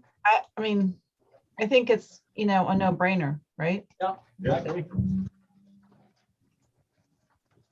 All right, all in favor of adopting a employee handbook to be disseminated to all new employees? I move. I second, as long as do we have to say specific draft, or can we just say this handbook? Because it's going to get revised. What I think would be better if we can is that the board adopts the policy that we have an employee handbook that is distributed to everybody, all employees, and that they acknowledge receipt. All right, so I move that we adopt a policy of there being an employee handbook that is given to every new employee. Are you moving this to be adopted or to move to the regular meeting agenda? Oh, you're right. I don't It's on for next week. I think what we did is ask for a resolution as a policy, as a broad policy, as opposed to this specific handbook. That way Danielle can amend it and doesn't have to come back to us. All right. So we vote on it here now. Can we do No, that? we just refer to the to Bob to draft, or to Dan to draft a resolution to that effect Okay. for the next meeting. All right. I'm glad everybody's keeping an eye on me. I appreciate it. And Danielle, will you post this online, or is it just internal? I would prefer it to be on internal, because we don't have an intranet where Okay. it would just be to the employees. We only have the internet, and Okay. Thank you. All right, the other item that we're taking out of order is replacement of the street sweeper. And we have James Barney standing by. Do we have Chief Barney? Yeah, I am here. There he is. Oh, Yeah, we can hear you. there you go. Now we can see you. Sorry about that. We're requesting that we can add the street sweeper to the agenda. We were supposed to replace it, I believe, next capital budget item if it was to be approved. Yep. The street sweeper, as you know, is a pretty sensitive tool in this village. It's also a pretty sensitive subject. But the spare, what we consider the backup or spare street sweeper, its parts are impossible to get. It's not as maneuverable as the newer machine. And while it is still of some value, we think it would be best to replace that sweeper, and the current frontline sweeper would still have some life left to be our backup sweeper. Right now, where we're at, the frontline sweeper that we're using was running nonstop during Ida. It was taking a beating. Obviously, everybody saw that. It ran for the month of September. It was running 12-hour days for 4 weeks. Just that one machine, and not a single breakdown. And now we're seeing the effects of that. The sweeper season's been open for 2 weeks, and that machine has actually been down, and we've been using the backup sweeper. And now we're reliving all those problems with the backup sweeper that we were, blessed to not have to deal with. So and we think it would be very beneficial to get that machine replaced. And I have posted the quote from Long Island Sanitation. It is on the Sourcewell contract, so multiple bids are not needed. It's also it would be the new version of the machine that we're currently using. And the mechanics love working on it. It's a ease of use while driving it, ease of use while repairing it. We think this is the right way to go. And we know it's a year earlier than it would have been planned as far as the capital budget, but I don't think we can afford to wait. So Chief, I need to interject here. When Tony and I worked on the capital budget in its original version, we had it in the 21-22 capital budget. So it's for June. It's the replacement of a 14-year-old. Now it's a 16-year-old sweeper, I would assume. That's correct. Right? 16-year-old. And the useful life is typically 12 years and 4 to 5 years in support capacity. So it's right there in that replacement. What was the lead time? Because I have here 10 to 12 months is what Tony anticipated. Yeah, so he's telling me between 8 to 12. Okay. So it's really the same thing. You're only 2 months ahead of schedule. That's really what you are. Do we pay for it now, or do we? No, you pay for it when you get it delivered. Right. So it really doesn't make that much of a difference, right? Whether Right. Yeah, I mean, the resolution will be written that it's going to be application of fund balance or future issues of debt. And Augie is going to, if we go out to debt, Augie will put it all in, a common issue. Yep. I'm all for this, but I'm just asking Jerry a FEMA question. So is the fact that our current streets, the new, how old is the new one, James? The new one is it was delivered in 2016, I think. 2016, yeah. So our new one was damaged by Ida, or by the use in Ida. No, it's not that it was damaged by it. It's just that the wear and tear, we put it through, you probably took 4 years off its lifespan. So I mean, it's still functional. I mean it's being repaired right now because common things that need to be replaced on it. But it's not broken per se. No, I just meant, does Jerry get to factor that into his magic FEMA? Well, what they let me do, Nora, is they let me factor in the 4-week or 5-week use of the street sweeper. Okay, so And they get me, and they give us an hourly rate for that. So that'll amount to a significant amount. Right. I mean, we need to do this. I'm just sort of fascinated by how you guys have been, managing these emergencies.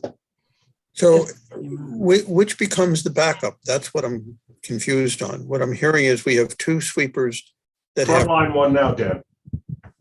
What? Frontline one now. One, Yeah, the one they're frontline. using as the main one now becomes the backup. The 26 Retiring the backup. would go to the support capacity but, okay, but, or auction. okay, but I'm sort of confused because I'm hearing that both have problems, that the present backup has less hours, and I gathered or intimated maybe less problems than the current one that is their frontline one. I just don't know which makes more sense to have as a backup or not, but. So the current backup, the older of the two machines, from just in the 15 years that I've been here, it's always had constant issues. So that's the first thing. It's very difficult to work on, and now because of its age, it's very difficult to get parts for. Extremely difficult to get parts for. What I Whereas understand is that the parts are compatible with the two units we have. You can get parts for both of them. Interchangeable? Okay. Yep, absolutely. So Nora, I just looked up the rate. 240 hours is what we use the sweeper during the cleanup period, and we get $232 per hour. So it's $55,000 that we get from FEMA for the use of our sweeper. So that covers a lot of sins right there. And with having a slightly newer backup than you normally would have, and it's only Yeah. slightly newer, it's a few months, you don't have to say, well, we're only using this truck. It's up to you guys to figure out how to balance the use of it. Right. And that's essentially what happened is they actually used to alternate the machines as they were using them, regardless of the backup. But once we kept having constant issues with this older machine, it just didn't get used unless it was absolutely necessary, because we knew that there was gonna be a breakdown. Who wants to drive the clunker, right? Right. All right. So this is on for the regular meeting, right? Meeting? Okay, what's next? Okay, One more. Flood Mitigation Advisory Committee. Is the chair here? I think that got postponed for 2 weeks. Got it. Okay. All right. I think there are a couple other items which we would like to have on the 25th, which would be funding request for Fenimore Road, Prospect Avenue intersection.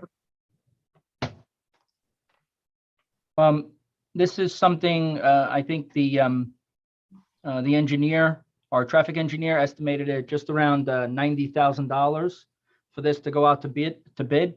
We decided to break it up. We have Public Works doing the striping and the signage. We have Parks doing the planting.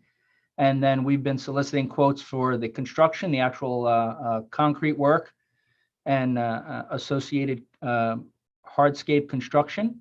So we have a total request for funding, which includes value engineering, which is a nice term for our guys who are going to help do this.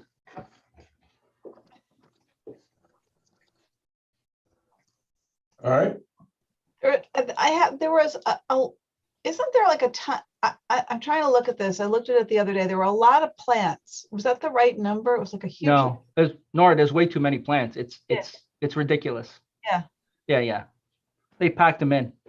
You could keep the Girl Scouts busy doing. Yeah, volunteer they don't work. realize spacing in that small area. So Right. we'll wipe that out.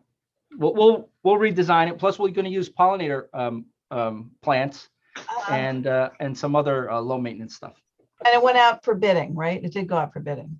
for the construction. Solicited 3 quotes, Mhm. and the low quote is from Peter J. Landy Incorporated. They're the firm that's going to be doing the work on Waverly Avenue and East Prospect Avenue. They're doing sidewalk work in the town of Mamaroneck. They've done work for us in the past. They come well recommended, and I think they clearly understand the scope of the work. Because we broke it up, we're well below the threshold, so we didn't have to write bid specifications and put it out to bid. All right. Okay. I mean, is that, it saves, I guess, does it save money to do it that way too? Well, yeah, compared to the quotes that we got, it saves a lot of money. Plus our employees are willing to, To you know, do, to do Plus, it. you know, the We bidding have the process. equipment, we have the knowledge, so. Can we have, Jerry, can you work up what the relative costs are so we can demonstrate that for others? Yeah, sure. You mean as far as what we're doing? Yeah, what we're doing in-house. Yeah, okay. We'll Just what get you everybody what else the would, but, striping. and if if we're doing it overtime, including the overtime, what the full cost would be. So Okay, there's a comparison of both. okay. A comparison. So we didn't bid out the whole job, Dan. We No, just no, bid I out the under- construction. Okay. But you have estimates from similar work that you I have bid. estimates from the engineer. Yes, that's correct. Yep. So we'll show you our comparison compared to what the engineer. You'll have that for the 25th. Yeah, I think we thanks. said we were Thank requesting you. 62,000. The public works portion, the public works project, which would be the work Andy's doing, is around 20,000. And the other would account for the materials, the overtime for DPW parks and police if necessary. I understand that, but if you add it all together and then, you have Yeah. that you can compare, it gives I'm not looking for a dollar-to-dollar comparison, but I'm looking for, it's saving approximately X dollars versus Y dollars. That's our, Sure. I think it's, a good way to manage it. I agree. Okay, so that's on for the 25th then. Next, the MAS PTA wants to serve alcohol at Parents' Night Out on May 20th. They're renting the deck. They have approximately 50 people. It's a PTA, no kids invited type of event. I guess it's mostly billed as a fundraiser for the PTA. So they want to have alcohol on that evening. It's May 20th, so it's off season. We all know that May is still, guessing on what the weather is, but that's what they're asking the board, and this is the process. And they ran it by the Parks and Rec Commissioner, Rec and Parks, and There you the go. Rec and Parks thought it was a good idea. I guess there have been other fundraisers from both the school districts there with great success Mm-hmm. and good behavior. Yep. Any objections in it? All right, we'll put that, we did put that on for the regular meeting then, right?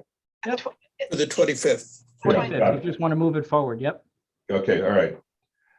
Next, installation of steel and glass bulletproof door at the rundown police department we have. They want a bulletproof door. The police department received a grant to implement security improvements, which included the access control system and a bulletproof door. And the board previously authorized the purchase and installation of the access control system. There's about $8,500 left in that grant. The chief received quotes. I think the low quote was $8,800. So she's proposing to use the remainder of that and then a couple $100 from the contractual services line. And this is compatible with the work we're doing over there? Yes. All right, Yeah. okay. That's on for the 25th then. Any issues from anybody? No, Right. fine with me. Maybe. So I apologize for coming in late. I was in the city, but what did we talk? Did we talk about old business N as in Nancy? No, we did not. Was No. there a presentation for this evening? No, they Okay. did, that was last week. That was 2 weeks ago. Well, no, Yeah, I think I think we still asked to coordinate that with the. Yeah. Yeah. We haven't, that's not We haven't solid had yet, it. right then? We Yeah. haven't had a discussion of that at the board, at the board. Yeah. Oh, okay. Okay. And there's nobody waiting to talk to us. No, talked- right. I mean, we talked a little bit about it 2 weeks ago with some CFTE members. Mm-hmm. And should the NYSERDA presentation be at a regular board meeting or at a work session meeting? Yeah, it should be at a regular board meeting. Hold on. I would think, yeah, regular board meeting. Let me see here. Dan, we're meeting with Carol Yeah, that's sometime next week? it's about the item 2J. No, I'm talking about item 1N. Oh, yeah, that's, I think we're trying to set something up. I don't, let me see if I can find it in my calendar. My recollection was that we asked staff to meet with them. Yep, we set it up. Let me get the date. Yeah. This Wednesday, 10 o'clock or 10:30. 10:30. 10:30. And it is this Wednesday. We're meeting with the Clean Energy Communities Coordinator, Kat Carroll, Yeah, KAT. Yeah. So we'll have more on that next time. I'm sorry. I just wanted to All right. make sure we didn't skip. I didn't miss something. So Go ahead, Graham. I think we finished what had to be on for, that to be moved Right. for the 20. So you need to go back, I think, to the regular, to the agenda items. So the, oh yeah, here we go. The expanded Florence Street stormwater investigation and study to be held, that's to be held to April 25th, never mind. I think we're caught up here. No, we have to go back to 1F. 1F. Well, we have to I go have back. info on 1F. Ah, right. Thank you, Nora. You're welcome. That's okay. But we're making progress. 1F, transfer station roof project and solar panels at 310 and 313 Fayette Avenue. So I just received late last week information, I think Friday actually, from our engineer and the firm that we were working with on the transfer station. They do not have a price increase to design the transfer station roof with solar panels. So that'll be in the design. They said that they would, they said that, so what I have to do for the board, when Trustee Natchez asked, is do a comparison of the first time, I believe we received the quotes for the engineering and architectural work, and this and what the difference was. So I'll do that for the next meeting. I'll make And sure this, that. and the power we generate here would go where? Right, well, we would connect it to, we will either use it locally right in our buildings or connect it to a grid. Alrighty. I think that's great. That's great news. All right. Are we caught up now, Nora? No, You gotta go, the next one is G. F Gee, through N. gosh. Oh, social media policy, yes. So I put this on and it's been on for a while. And actually, the reason I put it on, it's sort of, I'm glad Danielle was here. Jerry and I, early in the pandemic, decided that we should have a handbook for board and commission members, which I've drafted a couple times and I've worked with Courtney on it. And the last sticking point is the social media policy. So we can explain to volunteer board and commission members how, what the social media policy is. And so basically our village policy is we push stuff out. We don't take comments so that we don't have to worry about them being, like public records and stuff. And Now, yep. And I think that we have a policy that was adopted in 2015, which I really think should be revised. And I think we should have like a subcommittee of people doing it. This doesn't have to be on the agenda, every week. We just need to sort of get it done.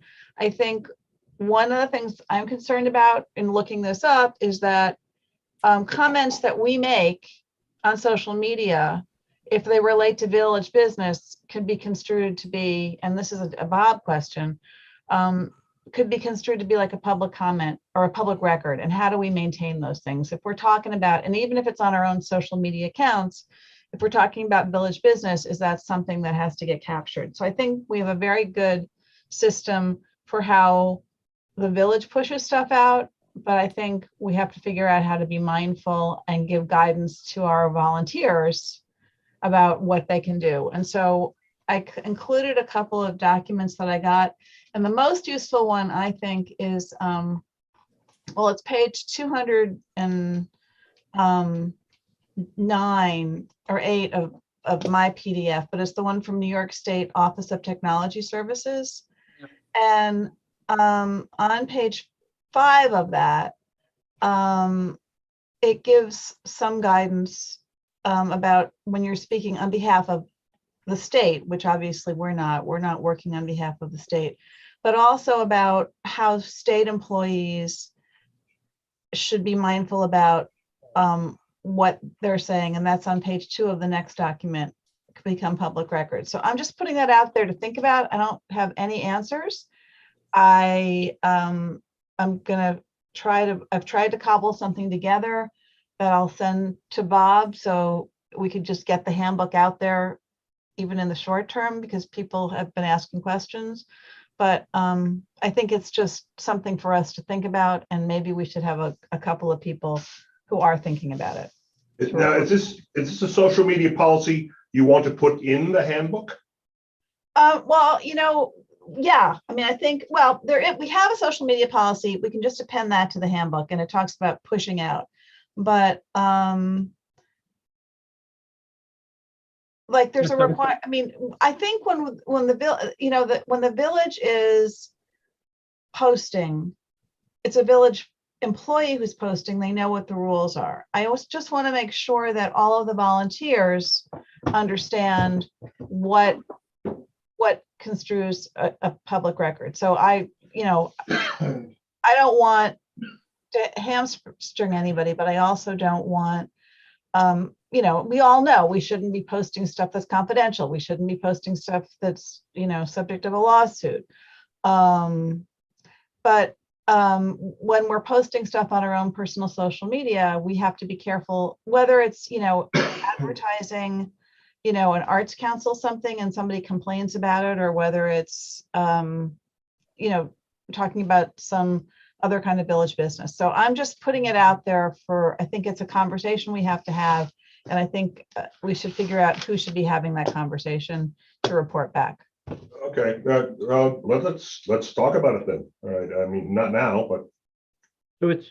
So it's on the National League of Cities. It's bottom of page 2, top of page 3, maybe all of page 3. That's what you're talking about? Yep. That kind of stuff. Okay. So, and I just, I think it's something we need to, it's social media is something that everybody uses to some extent or another. And I feel it's something that we need to be on top of. But you're okay with what our PI, Robert and I do, because I mean, I think we clear and debate. We debate and then clear everything that goes on, and we're like a one-way communication machine. right. And I think that's really the smart way of doing it. I mean, that's the safest way of doing it. But that doesn't include individuals. And I think we should probably update our 2015 social media policy at a minimum and put that in this little book for volunteers. Booklet. Are those the only 2 resources? It was New York State Info, New York State IT, and cities. Does Albany have? Does the NICOM have something? I think I got these. This has been so long in the making. I think I got these from NICOM. Okay. I'm pretty sure I got these from NICOM. Okay. All right. Tree law? Discounts for outdoor dining permits. Do you want to go in order? Oh, do you want to go in order or? Where were we? We were social media project. 8. Oh, the tree law. Yeah. All right. planning board comments on tree law. This should be really quick. And the planning board had some comments about harmonizing the tree law with some planning board issues. And I think Beverly, Bob, did Beverly go over this with you? No, she is not. Okay, so it's, I guess it's for then, oh, I'm sorry, I thought she did. So there were a couple of technical things that they came up with and gave to the tree committee. And then there was, and they seem to be like definitions and just comparison. So maybe Bob needs to look at this for next week. And then there was one other issue that I think Jerry and Dan knew about last week or a few weeks ago. If a tree falls, that we didn't cover that. Like, obviously it's not, if a tree falls down in a storm, it's not likely to be replanted, right, Jerry? Correct. I mean, we can't. So how do we remove it, or one removes their tree. Do they have to get a permit to remove it if it's fallen? Like, what's that process? And so we just need to stick that in there. Uh-huh. Yeah.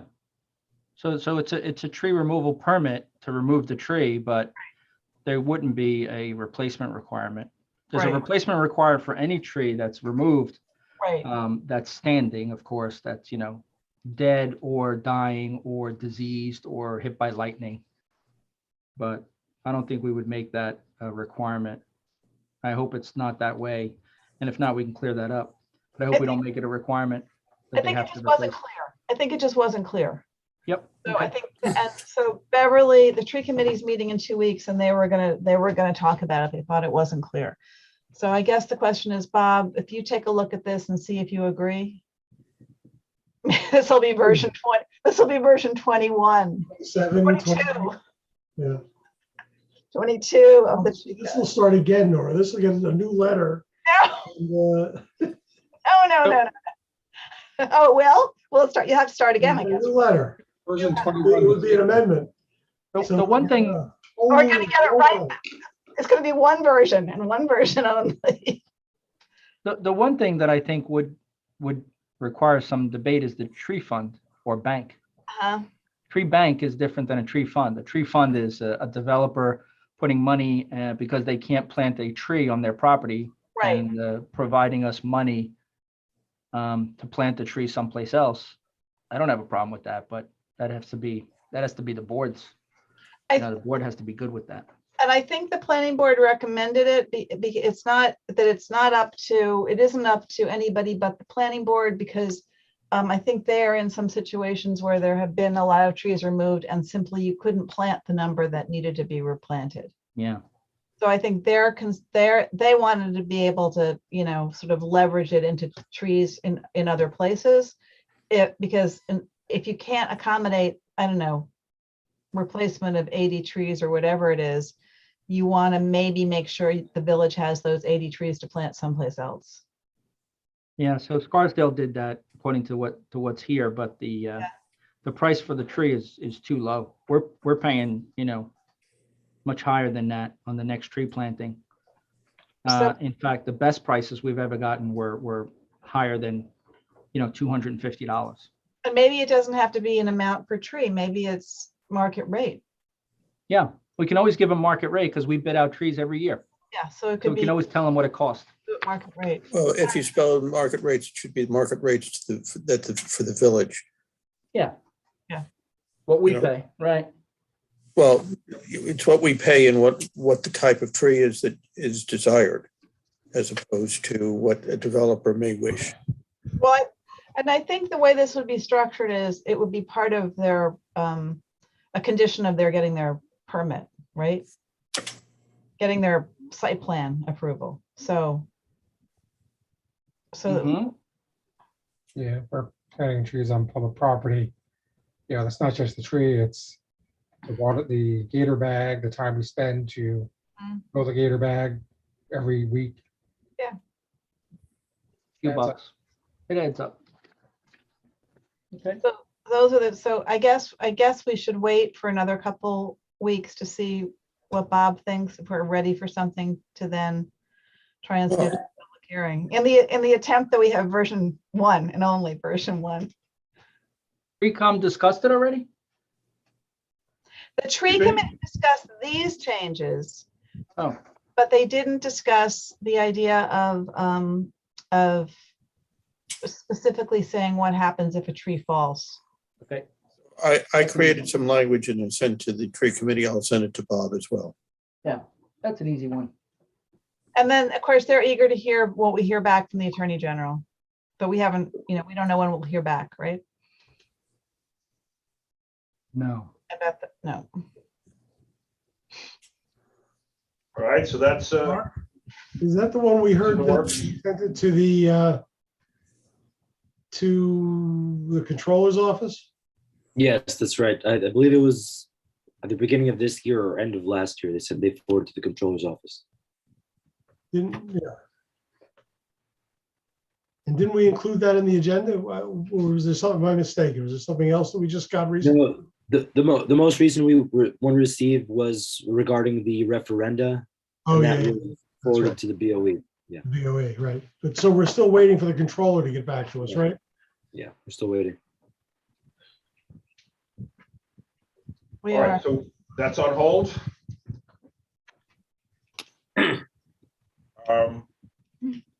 Now, discounts for outdoor dining permits using public parking. What do we think about that? So I can tell you what we've done. Just where are we? What happened? One end. We have to go to I. I think we have to go to I. Lou really wants to go to M, but I think we have to He go to really I. wants to go to M. He does. He keeps going, wants to go to M. We got to go to I. I can introduce I when you're ready. Okay, I got, okay, yeah, okay, so let's, general municipal law, civil service law. Okay, this is what Shelley Mayer was talking about, the adjustment to the civil service law that would allow our emergency medical volunteers to get health insurance. Am I correct on that? I think it's employees. I don't know if it's volunteers. So I believe it's employees because volunteers doesn't go through the civil service process. Employees go through the civil service process. All right. And I think right now, several months ago, I went to a Municipal Administrators Association meeting, and we discussed this. Chris Bradbury from Rybrook, who's a longtime manager there, he brought this up. And so it looks like it's got some traction. Now, I'll just read the middle paragraph from our association, our Managers Association, Dan and I belong to. Most recently, state legislation, Senate 8432, was introduced to the Senate, which, among other things, would designate EMS as an essential service to be provided in some form as determined by municipalities, currently not a requirement. It also creates a path to obtain access to group health insurance, which is the NISHIP, which is our health insurance, retirement system training, and developing regional and state guidelines and standards to provide EMS services. I think that's what the bill is introducing. There's a letter in the packet, or pretty long letter from Chris Bradbury, who's kind of spearheading this.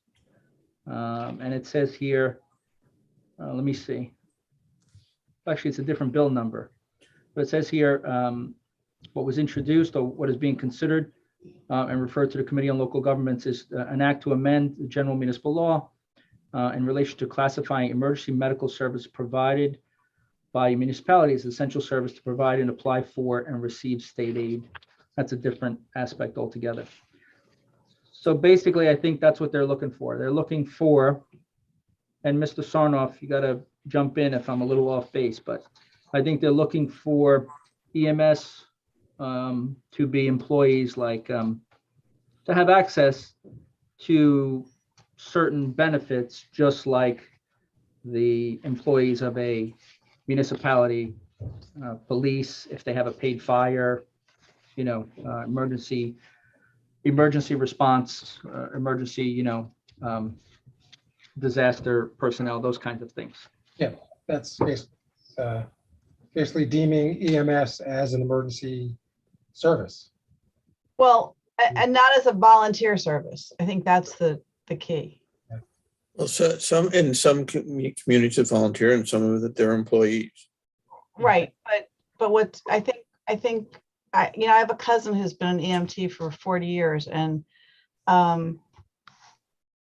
it's just, and they're in Massachusetts, and there's just a real switch because they can't afford for people to do it on a volunteer basis anymore. It needs to be professionalized. I mean, it is professionalized. It doesn't matter. It's like our fire department. It doesn't matter whether you're a volunteer or whether you're paid. You're still highly trained, and that everything is moving towards a paid system. And what's happening is there aren't enough EMTs because people don't get the kinds of benefits they need to do this. And We have a hybrid here where we have some volunteers and then we have paid. yeah, that's the We also town. have a relationship, operational relationship with the town and Larchmont's volunteer ambulance squad. So basically, we're being asked to express our support for this state legislation. That's what the ask is. Legislation would allow members of volunteer fire and ambulance companies to be eligible for health benefits. So it does include volunteers. Yes, Yeah, that's what I I didn't thought. think All it right. did. that's the amendment. And that's similar to the fire department, because volunteer firefighters are eligible for our health insurance. They have to pay the full cost, but they are Right. eligible to participate. So I think this is something we would support. So let's just put it on the agenda in 2 weeks. Talk about it. Agree? That's Okay. fine. Okay. All righty then. M. Now we get to M. Oh, Discounts for outdoor parking permits for the, So- yeah. during the first year of the pandemic, 2020, we did not charge for outdoor, I call them Right. parking spot cafes. Mhm. The second year, we charged $72 per spot per week. This year, we're at full rate at $120 per spot per week. A week is 7 days, but we're only charging for 6 days because we don't charge parking on Sundays. So we went from 0 to 72 to 120. It's pretty clear to me that the restaurants that take us up on this benefit, in essence, double, maybe even more, their space for serving patrons. The first year, it became kind of like a shanty town with a lot of makeshift sheds and covers and tarps and all of that stuff. And I didn't really like the look of that. So the second year, I didn't allow that. We put up the blocks and we take away the blocks right around, Thanksgiving time, I guess, whenever we do it. But we're not that far off from, it's $48, whatever it is. But we're not that far off from last year per week. I understand that, some of these businesses want a discount when they can get it and, while it's rolling. But the truth is, it continues to push Mamaroneck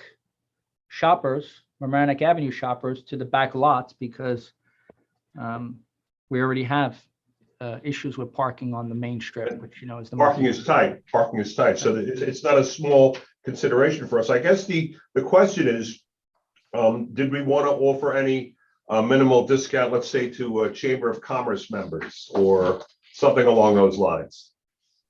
That's it.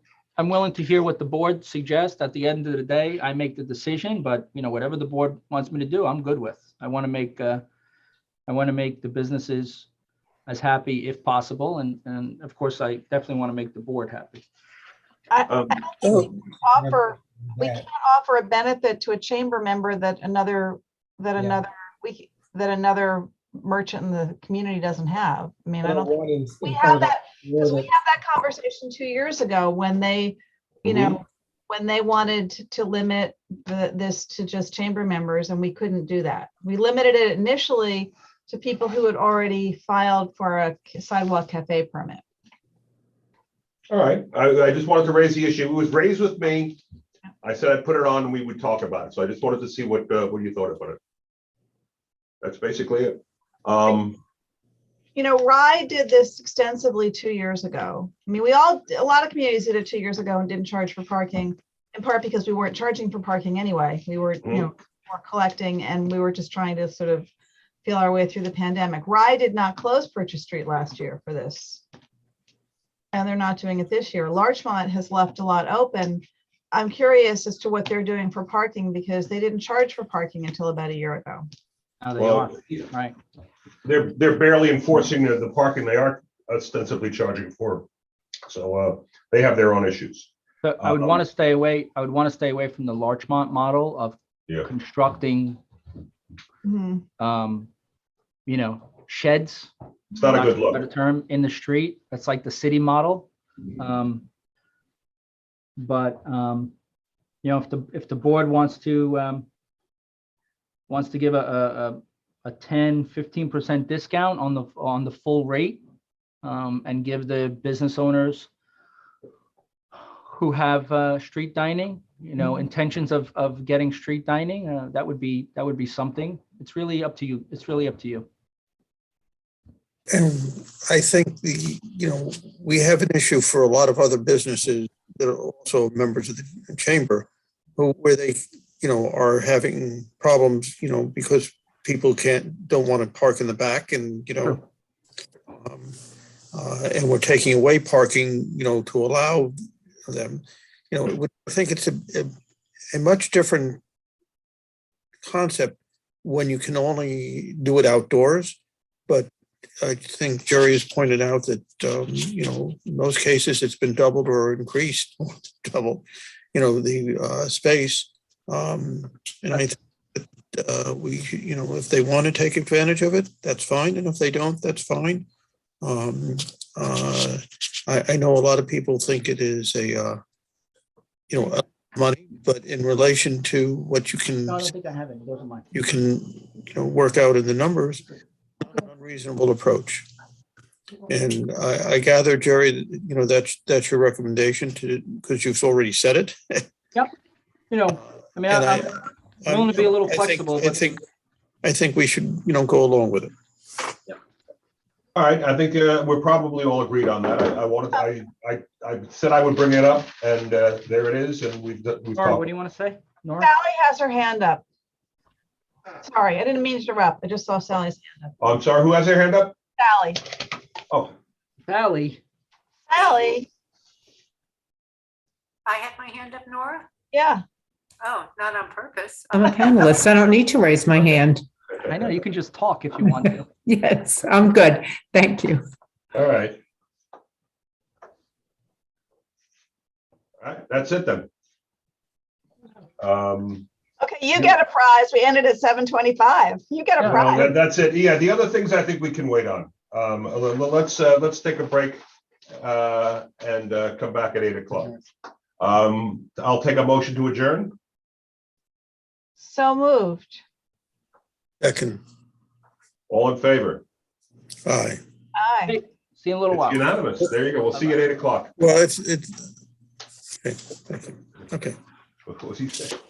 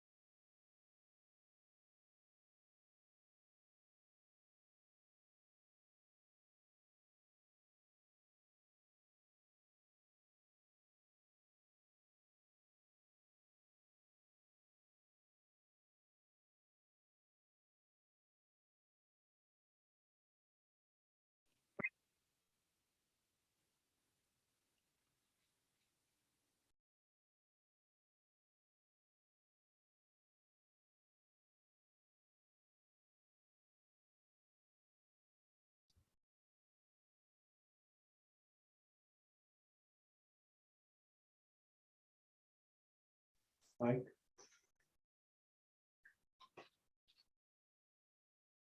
I'll wait for the recording. You don't have quorum.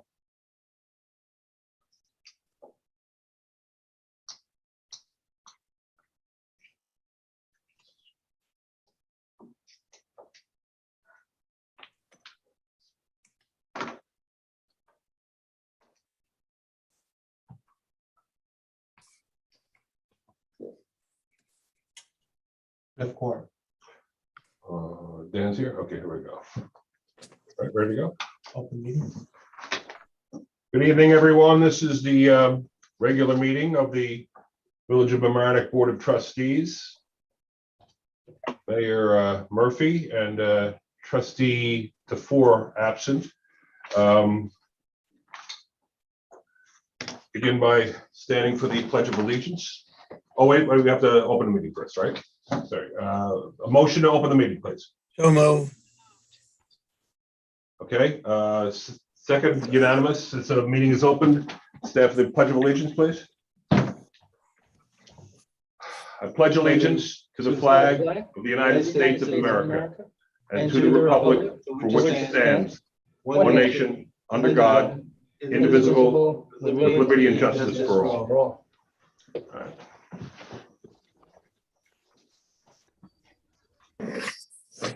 Okay, adoption of the agenda.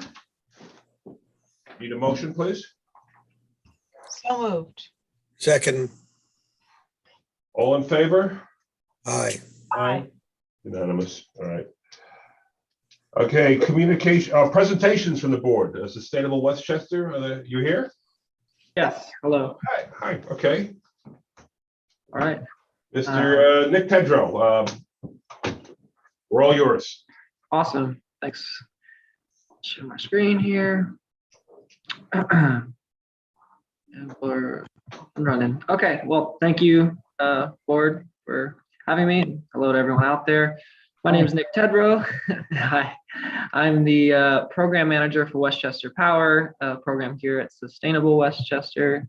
I'm going to talk you through sort of where we're at with the program and this contract that we're in that's currently winding down, and discuss the steps forward, what we have planned. So just at a brief level, if anyone out there is not familiar, Sustainable Westchester is a nonprofit consortium in Westchester County. Our members are 44 of the 45 municipalities in the county, and a subset of those 29 that you can see here participate in Westchester Power, with Yonkers joining this last month as the 29th municipality.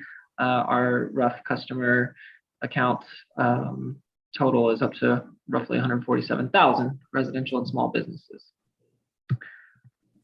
So in terms of what the program's done, we've had quite an impact in promoting renewable energy and really accelerating the adoption of clean energy in the state. You can see impact-wise, countywide throughout all the municipalities. We've mitigated roughly 1.1 million metric tons of CO2 from the atmosphere, and Mamaroneck's contribution to that is 59,000 roughly. So in more tangible terms than metric tons of CO2, you can see what that's meant in terms of cars taken off the road for a year and tree seedlings grown and planted and grown for 10. So definitely have had a huge impact reducing emissions and having a benefit to our communities here in the county. And we're hoping to continue that and grow, of course. So to date, in terms of how the contracts have performed rate-wise, you can see this graph here is just the visual of since our inception, which Mamaroneck Village has been with the program since the beginning. So, you know, valleys and mountains there, but consistently across, you can see our fixed rates have remained. And certainly in these last January, you can see there towards the end, that big blue Con Edison bar spiking up in the middle. That was a good time to have Westchester Power in terms of a little cost cap and assurance on what we were going to pay that month. And in a month that was really tough for a lot of people, all of us really, with a spike across the board in Con Edison billing. So our current rates are here at the top: 100% renewable energy supply, 7.41 cents per kilowatt hour, and our standard supply, 6.75 cents per kilowatt hour, and these are fixed through the end of June. This contract and these rates launched January 1st, 2021. So we're at the end of that 18-month term here now in a couple months. A different way of looking here, just at the sort of monthly average in terms of cents per kilowatt hour through May, or through the beginning of May. Since the launch, on the right side there, you can see we've trailed a little bit on the average to the Con Edison rates, except for in the residential standard supply column. But this current contract, again, has performed really well on an average cost cents per kilowatt hour against Con Edison across all categories, even the renewable being financially competitive and better than Con Edison. So really just emphasizing again the great way we've been able to collectively here through your participation and participation of other municipalities bring cost-effective renewable energy at community scale. So now moving on to what's going to happen here with the end of this contract, we're trying to move into sort of a Westchester Power 2.0 phase where we're able to expand our capacity for economic and environmental impact. So that'll be centered a lot around increasing our supplier pool so that we have more competition and therefore are getting better pricing and more competitive pricing to go out to our resident customers with. And this will also entail us building more tools in our toolbox and capacity to do different things, support longer term contracts and more flexible supply formats, going to the market more with more agility when it's good times, perhaps, and blending better pricing in, offering different kind of rates, things like that. And then in the long run, this will all bring even more price stability, and hopefully also we're getting to a point where we're able to build renewable construction and support those projects being developed here in our communities and directly having green energy generation at the local level. So aspirations for what we're trying to do here with these 2.0 imperatives. So currently, you can see our model here in this box on the right is the way we currently do our supply contract work. We go out and we run an auction with a bunch of retail ESCOs. So ESCOs are the only entities besides utilities that have the authority in the state of New York to serve retail customers. So we have to run an auction where we invite different ESCO companies to come bid on our aggregate supply or capacity and then award a contract based on the results of that auction, which is limiting in a few ways. It's, we can only invite ESCOs, so that doesn't necessarily include everyone who generates energy in the state. It's a subset of those people. So, and furthermore, we need to have an ESCO who's of, pretty decent size and reputability so we can make sure we have a reliable, obviously, supplier for our fairly large aggregation. So trying to step out of that box and build more supply competition, we're looking to move into a 2.0 phase where we have a firm contracted that who can serve as an ESCO and provide those services, those auxiliary pieces that make up a full retail offering. And then we can just expand our supply options by going out to the wholesale market and running auctions for just the energy portion of this whole retail supply package. So those entities out there who do generate electricity but don't operate as an ESCO retail supplier for whatever reason that doesn't fit their business interests, we can actually go to them now in this new proposed model and run an auction for that energy piece and then sleeve it with our ESCO partner who can provide those services to make it a full retail offering. So that wholesale portion is about 50% of the cost, or the generation, the energy part, or more. So obviously not insignificant. So by breaking those pieces up a little bit, we can, if nothing else, get a look under the hood, understand the wholesale market better, and continue to grow our capacities along the way. But we think this provides an opportunity to really increase our pricing competitiveness by expanding into the wholesale market. So that's what we're looking to do with our next long-term contract is run this, excuse me, run this new operation. So on that, how that'll look on the same day when we go out to do the traditional auction with the ESCOs, we'll do that the same as we always have, invite the ESCOs to come out, bid for that whole retail supply offering. And then on the same day, run a wholesale energy block auction. And then, at the end of all that, we can look and see what our best ESCO offerings were. And then we'll have our best wholesale prices as well with our known sleeving cost associated or added into that and compare. So like I said, we think that has the potential to give us really competitive pricing, even beyond what we've been able to do so far. And again, nothing else, we're growing our capacity, learning more about the market and diversifying the way we do our work. So with that, right now, when we're coming to you towards the end of this contract, June 30th, what we're recommending is a contract extension. One reason for that is to have additional time to organize for this different enhanced auction process, which has a few different pieces to it, modifying the RFP, making sure we're fully set up with the sleeving arrangement with our partners to make that a reality, and also get new retail bidders to come and prepare who are interested in bidding on our contracts so that they're ready for the next auction, and as well as lining up the wholesale energy suppliers as well. Then we also have this other big consideration that we'll talk a little bit about here as well, which is this period of high risk, high uncertainty in the market. It's no secret to anybody with many things in the world right now. Costs are going through the roof, and there's a lot of uncertainty out there, and gas and energy at large is certainly front and center with that. So right now, as we're looking at what the pricing and the futures market holds, it looks pretty substantially high, and a lot of that we've been advised and believe is due to what they're calling uncertainty in the market, since we don't know what's going to happen geopolitically and in Russia and Ukraine and some of these other factors. All of that uncertainty and risk is baked into the pricing right now. So we're hoping to move beyond that with a contract extension and look, towards the future a little bit before locking into a long-term contract. So we've got an approval from DPS up to 6 months for a contract extension. What we've been seeing right now is that 5 months looks like it's sort of the sweet spot so far in the indicatives we've received, which we'll look at here for an extension target. So, and then just noting, obviously we touched on what our rates are a little bit before. Those are far below what the market rates are now. So we'll be contracting for an extension at a significantly higher rate than what we're currently at for this year, June 30th.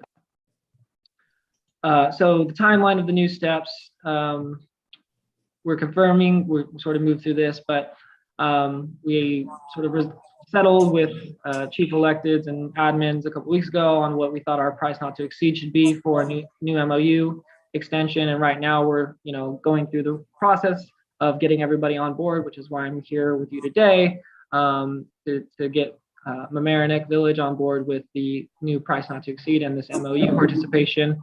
And then we're moving right along to executing contracts mid-month this month to go ahead and act on a price once we can do that with everybody on board. And then it looks just like a contract renewal. We have to do a mailing to all the current participants, letting them know about the new pricing, giving them the opt-out period. That ends at the end mid-June, and then we'll roll July 1 with the new extension date and extension prices in that period. And then when we get to the end of that and we're preparing for the new enhanced auction version, we'll be doing that mid-August and looking to lock into a longer term contract at that point. So my slideshow appears to be stuck. Sorry, I can't. 1 second. All right. So just to give a little setup here before I sort of deliver what the new proposal we have for price not to exceed is, just touching on where the market's at a little bit more. Natural gas prices, as I said, are on the rise. The futures have doubled since the time we last contracted for this aggregation back in the end of 2020-ish. And so, as I also said before, energy constitutes about half of that full electricity retail price that we see when we get the final rate, $0.00 per kilowatt hour. So, looking at that alone, our current standard price of 6.7 cents from 2020, if we say a 50% increase to the gas price there, that brings up to roughly 10.05 just alone on that. And then we have RECs and whatnot to consider for the renewable option. So All signs currently point to these things continuing. We're going to be continuing to see increased reliance on other market sources from Europe, who has a huge demand from gas and gets a lot of their gas from Russia, and a lot of plans from the United States to increase its liquid natural gas exports to fulfill that, where they're willing to pay exorbitant prices compared to what U.S. consumers pay. So a lot of pressures that don't seem to immediately be on the horizon of changing are going to continue to push these prices up. So similar with the REC and the renewable energy credit, current contract we're on right now, we settled at 0.6 for that REC price. The recent contracts that were executed for NYSEG territory and the Yonkers contract was up to 1.5 cents roughly. And now with current indicatives, we're seeing 1.7, 1.82 with the losses factor that they have to generate for over purchasing. So it's all going up. This is all painting the picture. Things are going up. And a lot of the REC pressure has been for a variety of reasons, out of state purchasers swooping up RECs and then selling them for a markup in other states. And so there's been some artificial manipulation there going on at the state level. Price targets, again, this is just a snapshot of what we were seeing very recently when we go to the New York State resource for purchasing or shopping for ESCO contracts, similar renewable fixed rate contracts. You can see it's in the 13 cents range there. And this is traditionally what's been the most competitive renewable energy supplier recently. And we went into their actual website and started looking up an account or a contracts to try and get that really specific quote. Again, 13 something. So that's where the renewable energy prices are right now if you were to go out and try and find a contract with a private company. So I'm almost done, I promise. These are the way that our indicatives have been tracking since here. So these indicatives 1 and 2 represent a couple of suppliers and the pricing date when we get these quotes of what they're pricing the energy at over time. So as we've gone on, it's slowly crept up. And again, 5 months is really where we've been focused now as the best price point. And when we've sort of resolved on a price not to exceed, we were looking at this 323 price of 994 for the energy, and then looking at that 182 for the REC adder, which rolled up to roughly 1176 here down at the bottom. So even since then, we've had an indicative of March 30th, and that price has ticked up again since then. So it's been steadily creeping for some time now, if not jumping. So what we're proposing is a price not to exceed of 12.5 cents. It tracks with what we've been seeing as the margin of movement over the weeks as we've tracked the indicatives from our suppliers, from potential suppliers. In this case, we're looking to extend directly with Constellation, the current supplier, and what they've been giving us. So planning with that in mind of planning for some growth, we're trying to set a ceiling that we think should be attainable for 12.5 cents. We've had some recent experience with these rapidly upward pricing movements in the fall or in the summer. There was a huge spike due to Ida and some other things going on that caused energy prices to start really going up then, which caught us a little bit where we had MOUs executed with a price not to exceed with those NYSEG communities that ended up not being executable with a rapid rise in pricing that sort of outpaced our ability to sign a contract. So obviously that ended up being fairly disastrous, and that we didn't have enough buffer and we were stuck where we didn't have enough timeline to reset targets and stay on the schedule with that contract renewal. And then we had a lot of challenges where we basically had to pause the program and send out letters to residents that the program was pausing, and they were also getting utility switch letters saying, hey, you're going back into NYSEG, and got that up, and then they had to get an opt-out notice later on. So it was really just kind of a mess. And obviously folks weren't unhappy about it. And with the timing of when it happened, with all of this spiking in January, with the utilities, NYSEG was the same way. People, obviously felt particularly abandoned with rates, getting dropped from the program and then having all these rates hit them really high and hard in that period. So it was really bad on many levels. So, when we talk about what's at stake here of having to pause the program, all the value features we talk about, having that rate cap, that insurance against those spikes, even, for that one piece of the bill is really critical and important for a lot of folks. Having the ability for folks to change supply, that's a great thing as well. And just the stability really overall, and the availability of this, cost competitive renewable energy option that we offer to residents. So with that, that's the story of why we're here, to talk about an extension, and hope that you'll support moving forward, with a resolution or whatever for a price not to exceed MOU of 12.5 cents per kilowatt hour, so that we can sort of tide through these months and get to a point where we can move forward with a new enhanced auction process that'll hopefully, and we feel, will provide a lot of great competition and ultimately a great price for a long-term contract at that point. Thank you, Nick. Yeah. I'm a big fan of what you folks do, and I believe it's probably one of many things that we need to do in tandem to break our fossil fuel habit and make our communities more resilient. So I'm appreciative of the presentation, and thank you very much for coming in. We appreciate it. Okay, great. Yeah, if anyone has any questions about any of this, feel free to reach back out to us. Otherwise, yeah. Lou, I have a question. So Nick, what's our renewable price right now? Our renewable price, yeah, it's 7.41 cents per kilowatt hour. Right. And we're anticipating going up to 12.5 or just under 12.5. That is what we're, proposing to be the ceiling for this MOU. So we're targeting a price somewhere at or below 12.5, with some risk that, it doesn't end up happening and we get stuck again, and we have to hope the market kind of tides our way. So am I out of line? Am I out of line by saying that it seems like our renewables just follow the trend of the market rate and not necessarily benefit us, because we obviously know that renewables, tell everyone where we're getting renewables from.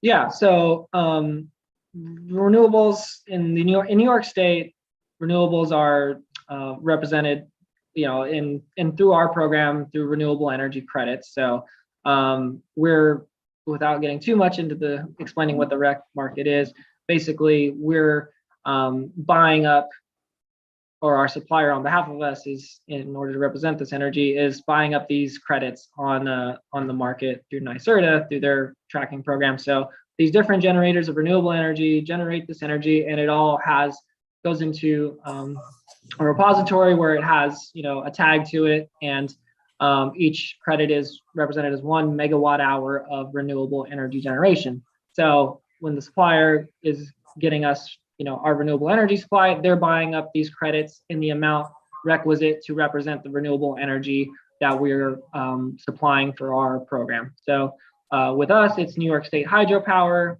RECs.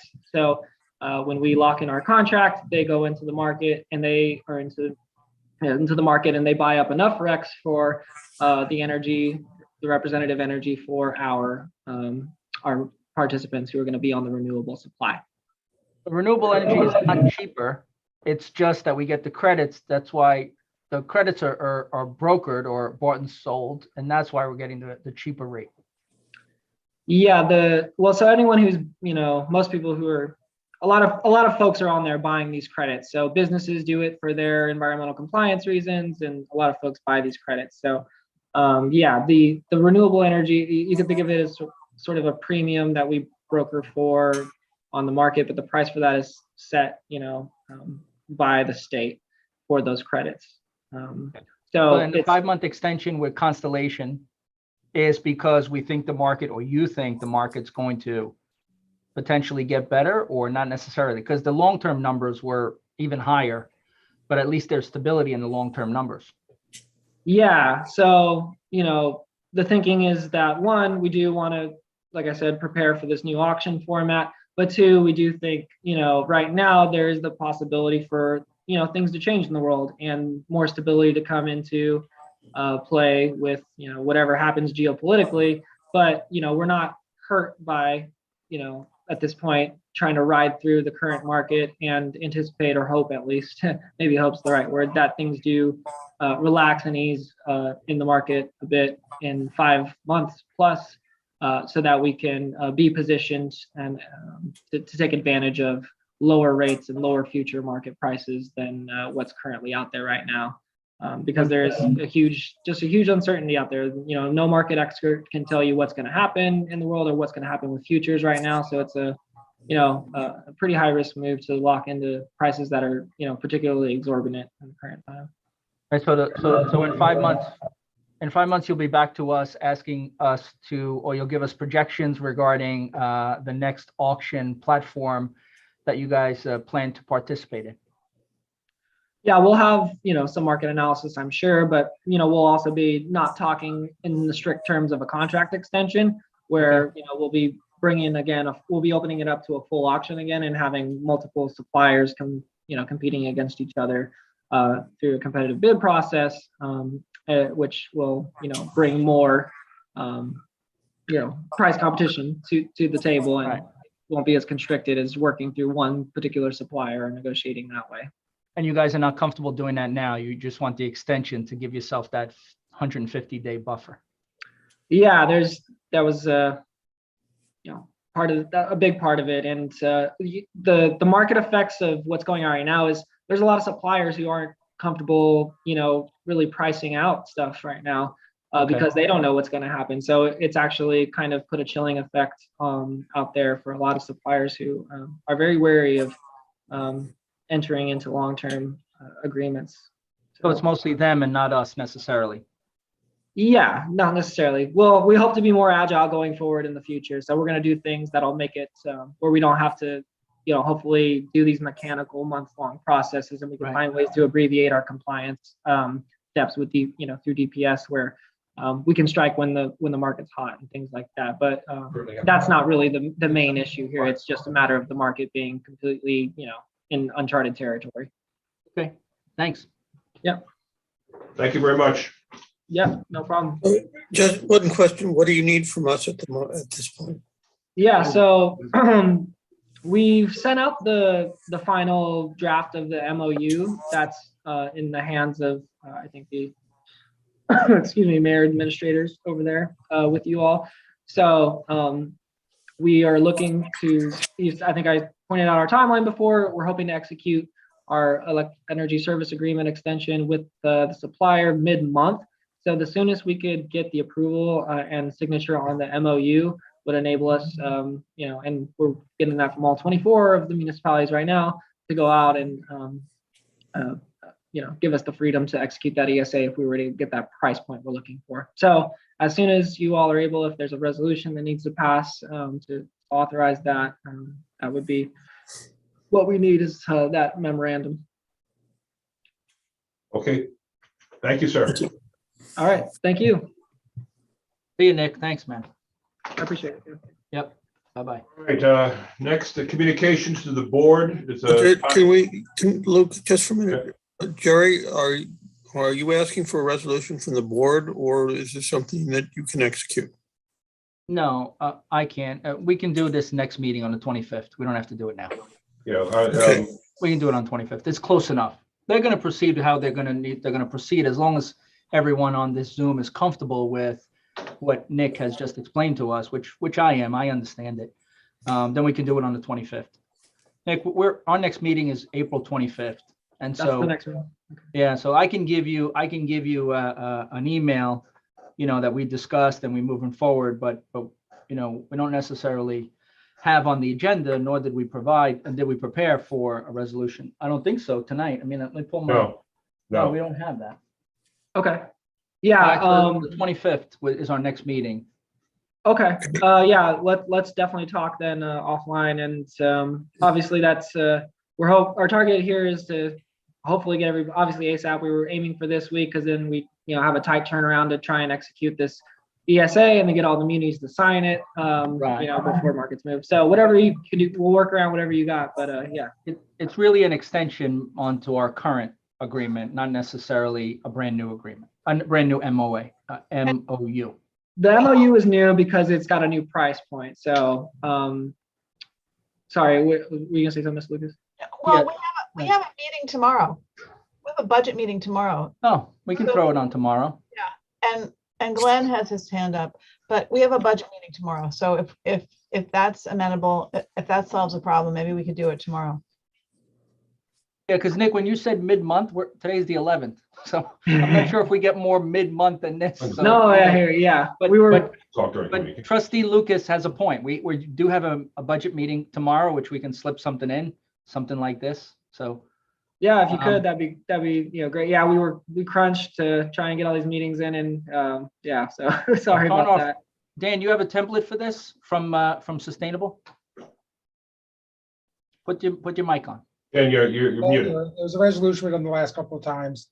It's a little bit different, so if you have the agreement, I'll just take a quick look at it and write it up for tomorrow night. So Nick, we'll send you tomorrow in the morning. We'll send you a template. I'm sorry, template, a resolution we've the board has approved in the past. And if we have to make some changes, we'll do that during the day and then Okay. present it to the board in the evening, and they'll have to vote to add an item to the agenda. Okay, All that's right, great. I appreciate that. Yeah, thank you so much. that's as All right, fast thank as you. it gets around here. No, I mean, that's awesome. Yeah, the next day, that's amazing. So we appreciate your flexibility on that. We aim to please. Okay. Here. Thanks a All lot. right. Thank Okay, communications to the board. There's a 5-minute limit on this. And I already heard that Glenn has his hand up. Am I correct? Yeah. Yeah, I have a quick question for Nick to start. Okay, well, We can ask him tomorrow by email, Glenn, but he's gone now. Okay, He said, Nick is still on. Oh, good. He yeah, is. Okay, good. let's start with the communications presentation. If you have a question, we'll get it to him. okay. Well, the question to him is going to be, bottom line, what kind of price increase are the residents of the village of Mamaroneck looking at starting when the new contract comes in? I And you couldn't can tell you. answer that. Okay, Today. yeah. If you want to shoot me an email, do you all answer through email? Is that what you would like? Yeah, we'll deal with You that can answer tomorrow. it now. Okay. Okay. We'll deal with it tomorrow. Thank you, Nick. Thank you. Okay.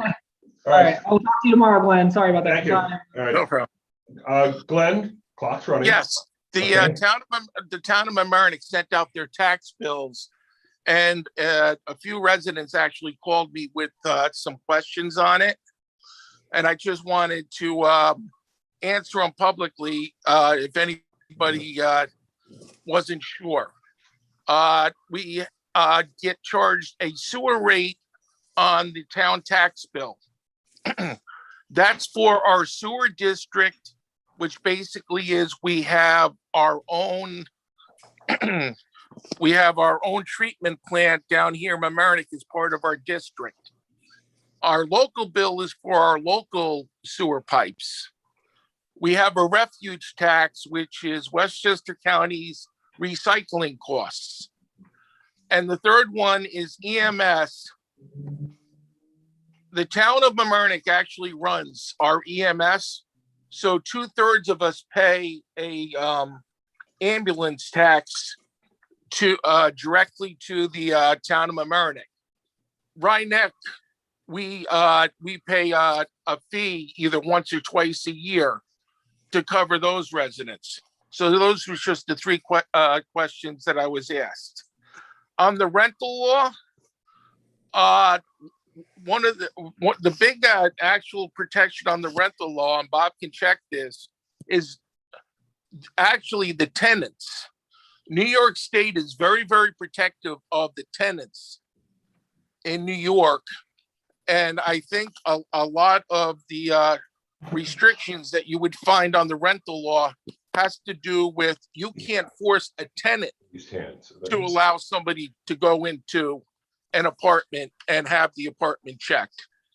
And believe it or not, a lot of people simply do not want people that don't belong in their house.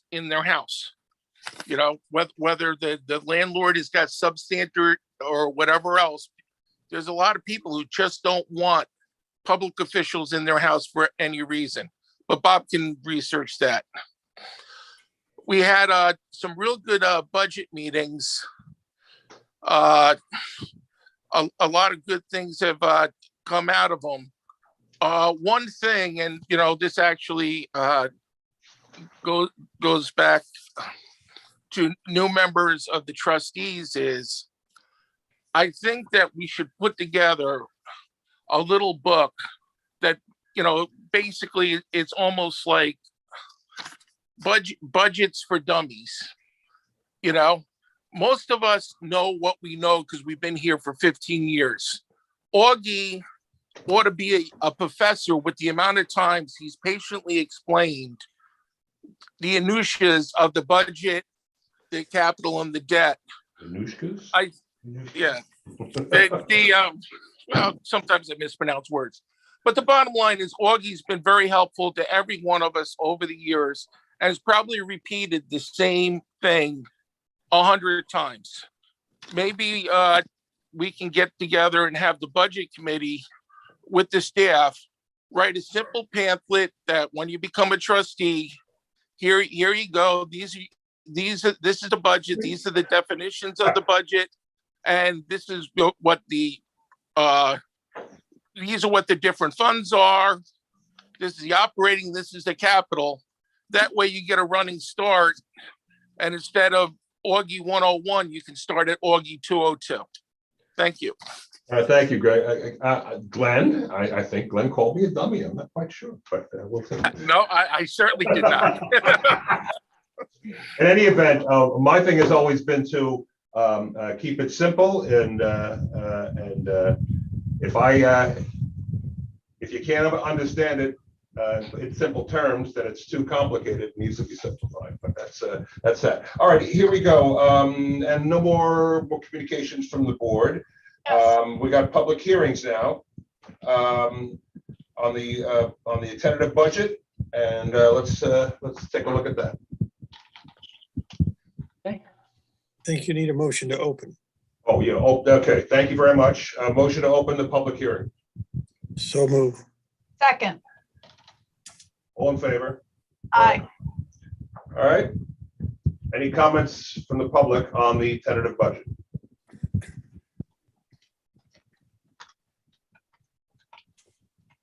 There's a hand up. There is? Where'd you see? Glenn. Glenn again? All right. Welcome back, Glenn.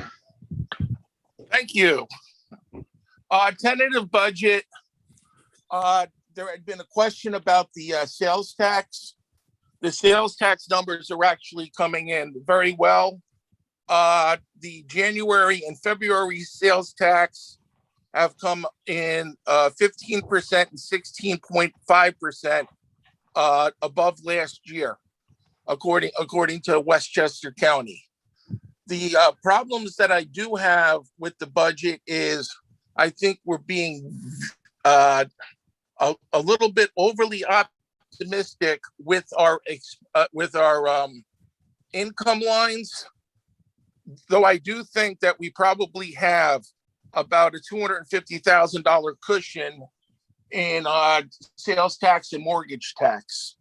The other one that cautionary, and you just heard part of it, is our energy costs, whether they be electricity, heat, utility costs, water, and our supplies costs are coming in extremely high. Every department head who has gone out and bought anything in the last 3 months, including Jerry when he bought the sand, including when we bought the timber, including Rec and Park when they went out and they had to get seating and items like that. You're seeing an extreme raise, yet in the budget itself, most of the supply lines are neutral, and your overall energy is at a 20% increase. You could do the budget the way it is, but I would not do any new hiring on the budget for at least 6 months to see how it pans out and see how these new supply costs actually affect your expense side. Thank you. Thank you, Glenn. We're okay. Any other comments? I can't see that. Okay, thank you. Other hands. All right. I guess we close the public hearing now? I think we need to adjourn it. Okay, adjourn to 4:25. Yes, Um, so moved. So moved. Second. All in favor? Aye. Aye. All right, thank you. Okay, the next is a public hearing on PLLB 2022 to exceed the tax cap. And that is the template, the de facto process that keeps our options open as we proceed. So we can do it if we need to. Any input? I move to open a public hearing. Any motion to open a public hearing? I'm against it, but I know the majority of the board is in favor of it. No, we need to open the hearing first. Let me finish, Lou. Thank you. I'll second it, but only because two members of the board are not here and the majority of the board are in favor of it. I am not in favor of it. I have been consistently against it this year, last year, and before. But in the interest of being fair to everybody, I'm willing to second it. All right, it's just opening the public hearing. All in favor of having a public hearing? Aye. Aye. Okay, unanimous. All right. Any comments from the public about whether we should go this route and leave this option open?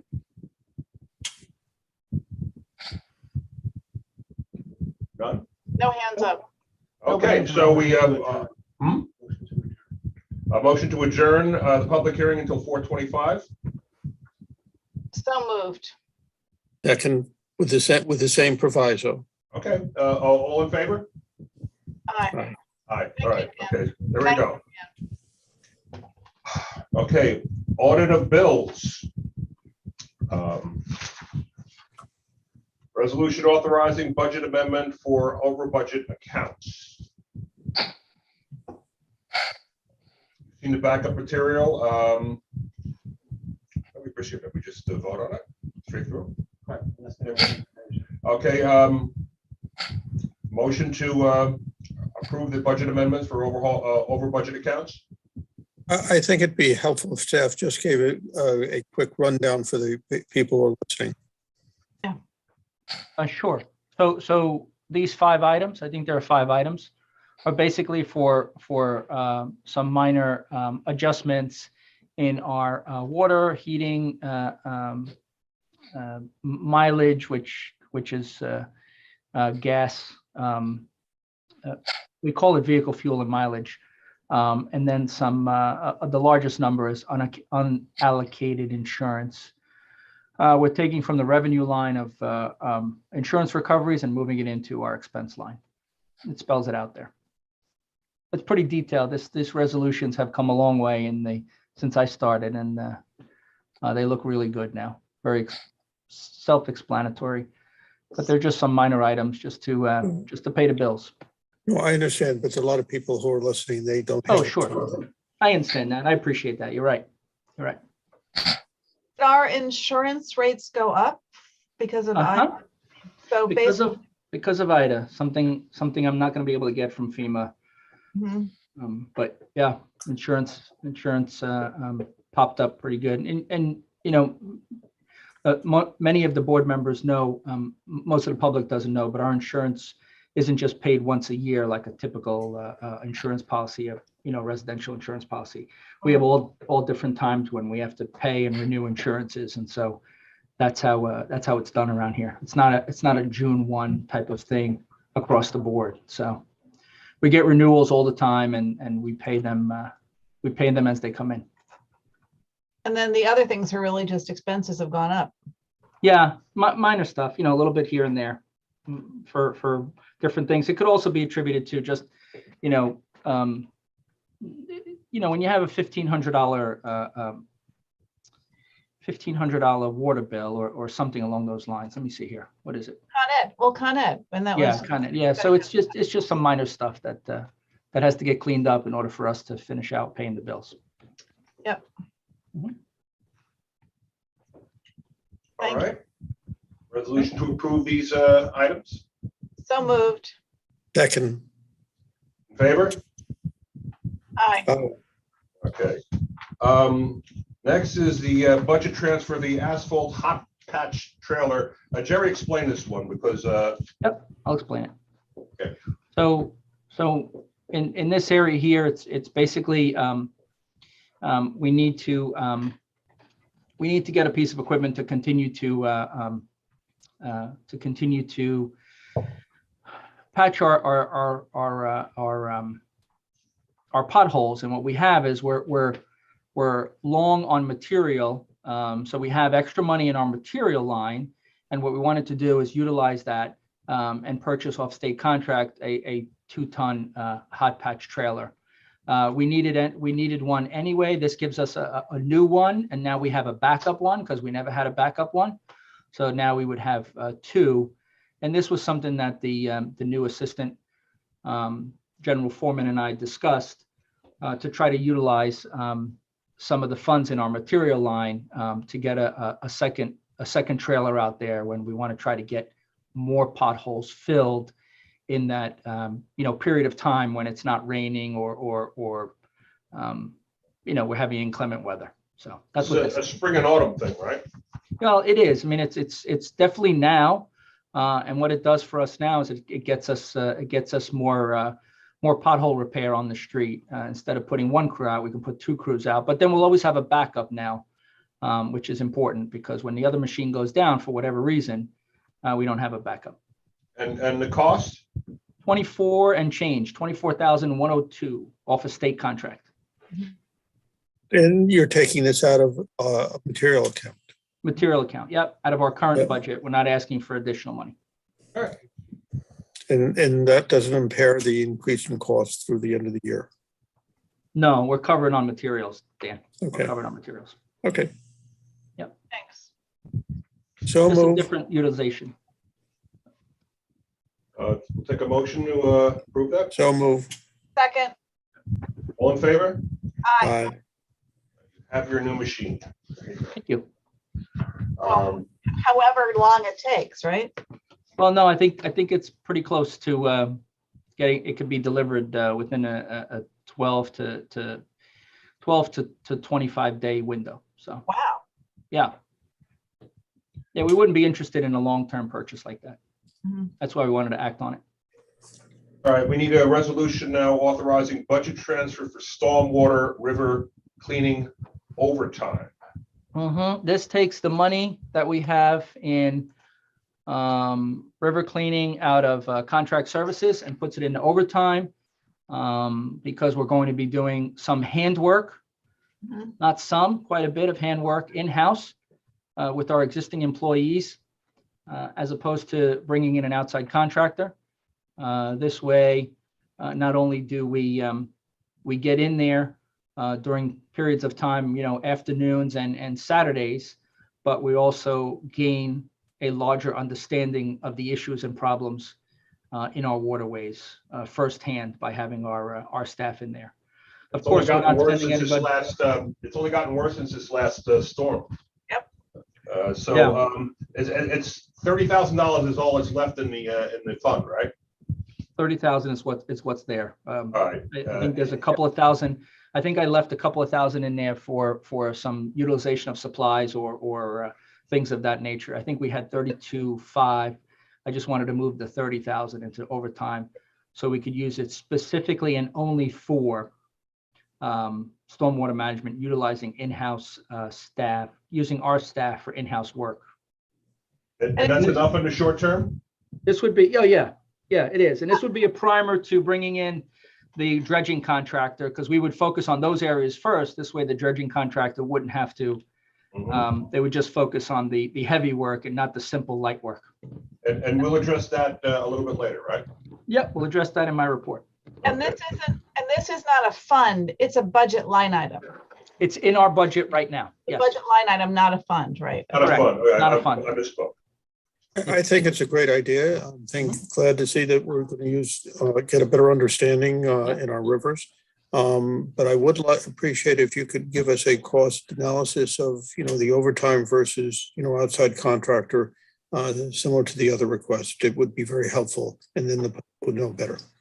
So what the challenge would be for me is to find an outside contractor who would be willing to go into the rivers, like a landscape company or somebody like that, to do handwork and not have, see, with our guys, the scope of work is more known to them because they're experienced with the flooding that goes on. They know certain areas, they know people's backyards, they know how to get in and out of areas. So it would be difficult to put this out to bid or to get price quotes because I think what we would get is higher prices just because the contractors wouldn't necessarily know what they're getting themselves into. Our staff actually would be the ones to just go in there, and so we have an hourly rate for them, and it's a fixed hourly rate. So it would be a little bit of a challenge to get a contractor to do the work that I'm asking them to do. But this is removal of debris, not cutting trees, moving stone. Right. So it's removal of debris that's already fallen, that kind of stuff. Then, yeah. And I, it needs to have happened yesterday or the day before. I don't think we can wait. Stuff's bunch up. There's logs. I can tell you behind Kyle and I saw behind Tulip Tree, that development there, logs laying across the Beaver Brook creek there that would have to, requires handwork. It's not big stuff. It's 8-inch, 10-inch stuff, but you have to drag it out. You got to cut it up. It takes a little bit of time to get that kind of stuff out of the water. There's also stuff like sinks. I mean, there's sinks. We saw especially today at Grove, we saw 2 recycling, those square recycling containers.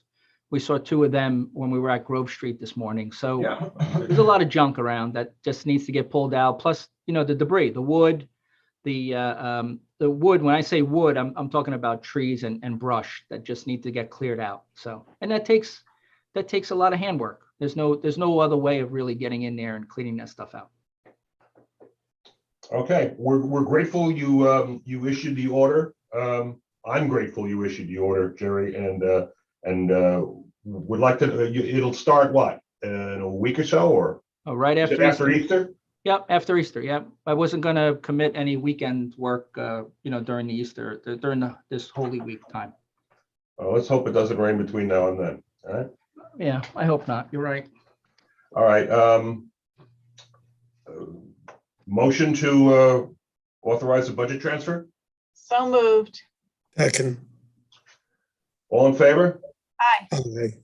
Unanimous. All right, great. The next is abstract of manual vouchers. All right, help me out with that. Augie helps you with that kind of stuff. Any Okay. question? Just ask if any questions or anything. It's basically utilities and postage typically. Unless there's any questions from staff, you just motion to approve. I saw nothing in the packet that raised my eyebrows. Anybody else? No? It looks like we're making big progress on the I&I bill, but Yes, but that's the next budget. But yeah. the next part. Yes, the next part. All right. All right. Motion to approve the abstract of manual vouchers.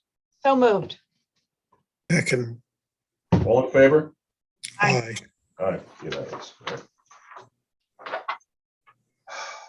Next is abstract of audited vouchers with reports. For $1,178,304.92. Okay, and that is The abstract. Just ask if anybody has questions. okay. $1,178,304.92. Any questions? No, as Lou, one thing, as Nora pointed out, that we're moving along on the sewer project. The first the first 5.5 million. We're on our third street, which is Maple, full cut repair. We have 5 additional streets to continue to do.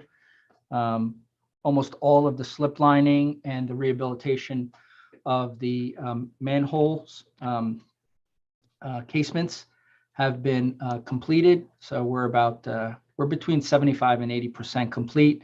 The last 20% will take a little bit of time because it is heavy, extensive work to do full cut repairs. So basically, going in and removing 6-inch pipe or abandoning 6-inch pipe and replacing it with 8-inch pipe and then connecting all the houses. And we happen to be doing full cut repair in areas where there's, house to house to house. There's no space in between these houses. They're right up against each other. So there's quite a bit of connection work that's being done. It'll be the last group of streets. Well, one will be Gertrude and Ralph, and then they'll go into Washington area, where they'll do Madison Center and I think Washington is where they'll go into, and we'll be doing full cut repair in that area there, which is going to require some special management of the parking situations. So sewer project is moving along. And then I did the final review of the next phase, which is approximately $3 million. And that doesn't look like it has too much full cut repair. It's mostly slip lining. So the next phase is a lot less disruptive for our residents.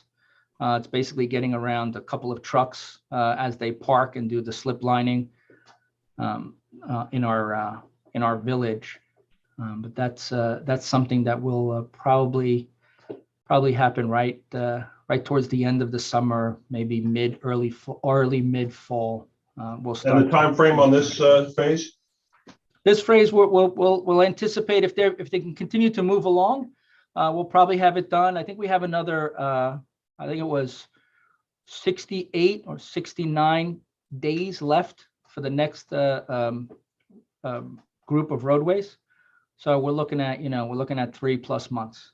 Okay. So by the end of the summer, beginning of fall, we'll have this phase done, of which everyone knows we have a $4.9 million grant, which out of that 4.9 million, we're on the hook for 1.6. But the truth is, it's found money for us because we were going to bond the entire 5.5. The next phase has been presented to Save the Sound. I think we've gotten to a point with the Save the Sound attorneys where we're now finalizing our time with them, which is very welcomed news for myself and Mr. Bob Spolzino. So, all right, we need a motion to approve the audited voucher with reports. So moved. Second. All in favor? Aye. Aye. All right. You have to sign Okay. both of these. Mhm. You have to sign both of them. Have to si- You have to sign both of them. Oh, gotta sign them. Your deputy mayor time. That's right, deputy mayor. How about that? Mm-hmm. And a couple of bucks to get me on the subway, right? All right, old business. None. None. All right, here you go.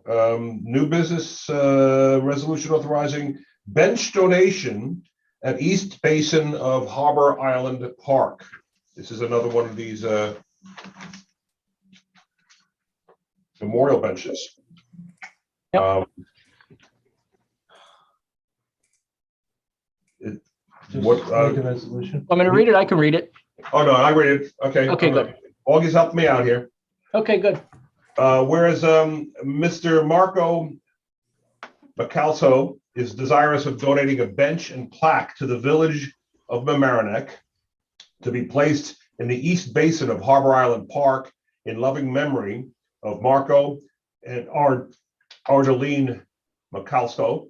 And whereas the quoted cost of the bench and plaque is $2,241, and the bench as a donation must be accepted by resolution of the Village of Mamaroneck Board of Trustees at their discretion. Now, therefore, be it resolved that the Board of Trustees accepts the donation for the bench and plaque at Harbor Island Park honoring Marco and Argeline Bacalso, and be it further resolved that the Board of Trustees, on behalf of the village, thanks Mr. Bacalso for this generous gift to the community. Motion to approve. Motion to approve, So moved. second. Second. Okay, all in favor? Aye. Aye. All right. All right. Okay, resolution establishing a fee for commercial fishing charters. 2 weeks ago, we first heard about this. Whereas at their March 28th, 2022 work session meeting, Harbor Master Jeff LaRusso recommended the addition of a fee category to be added to the 2022 Mamaroneck Harbor fees and charges schedule, allowing for the operation of commercial fishing charters out of Mamaroneck Harbor. And whereas in addition to the commercial fishing charter fee, there would also be an ancillary benefit of additional parking revenue. Therefore, be it resolved that the Board of Trustees hereby approves the following fee to be added to the 2022 Harbor and Watercraft fee schedule as follows. Commercial fishing charter fee, $13,000. Before we move the motion, It's okay. Wait a minute, is that right? That's not written correctly. No, it says 1,300. Just 13. Yeah, the comma's in the wrong place. Right. Okay, all right. Well, the decimal is too. no, it's $13,000, but the question, 13,000? Yeah. Yeah, Okay, 13,000. The question from the audience also. okay. All right, question from you. I'll go ahead, Dan. Jeff indicated that this was going to be for the use of a independent work float. And I think we need to put that in the resolution as opposed so that we don't use the transit dock for this, and we don't use the other village docks. Go ahead. That this would be an independent work float that we have space on that they could utilize. And I'm all for that, but I think we need to specify that in the resolution. Otherwise, it could be anywhere. Oh, this is just for the fee. So I think. But it's the fee for what? And the fee is for commercial fishing charter. Yes, and I'm suggesting that it be designated of commercial fishing charter to an independent work float. Otherwise, Lou, we can just doing it by that category. It could be used at any dock, and that is not the intent of what we have been told and what we're trying to do. Well, we can direct our employee however we wish. I don't think we need to put it in the resolution. I would like to make it in the resolution. So I would like to say, therefore, be resolved, the Board of Trustees hereby approves a fishing charter at an independent work float with the following fee added to the blah, blah, blah. I don't see, I mean, what if they have to do it somewhere else on an emergency basis? I don't think it's not the emergency, it's you're not establishing an emergency, you're establishing something that's a whole different thing. We're establishing a fee. Suggesting is, the concern I have is this turn into having fishing charter boats taking up space at the transient dock, which I'm not sure that is the policy we want to do. It could also take up space at other dock, which I don't think we want to do either. Well, I may agree with you on that. I just don't think this is the way to do it. I mean, this is just well, that Lou, you're entitled to feel. Okay, all right. I didn't, I'm not in favor of the 2%, but I understand others wanted it, so I was happy to let it continue. My question is, Jeff was very specific about wanting one. There's only going to be one charter, not a lot of charters. And it was going to be in one location. And I think if we put a fee that's vague, if people applied, let's say 5 people wanted a charter, how do we say no?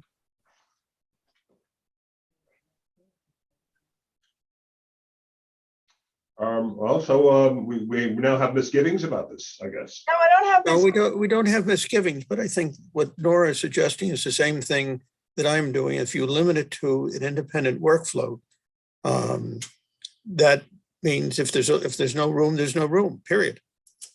If there's room, there's room. Jerry, you want to rework this?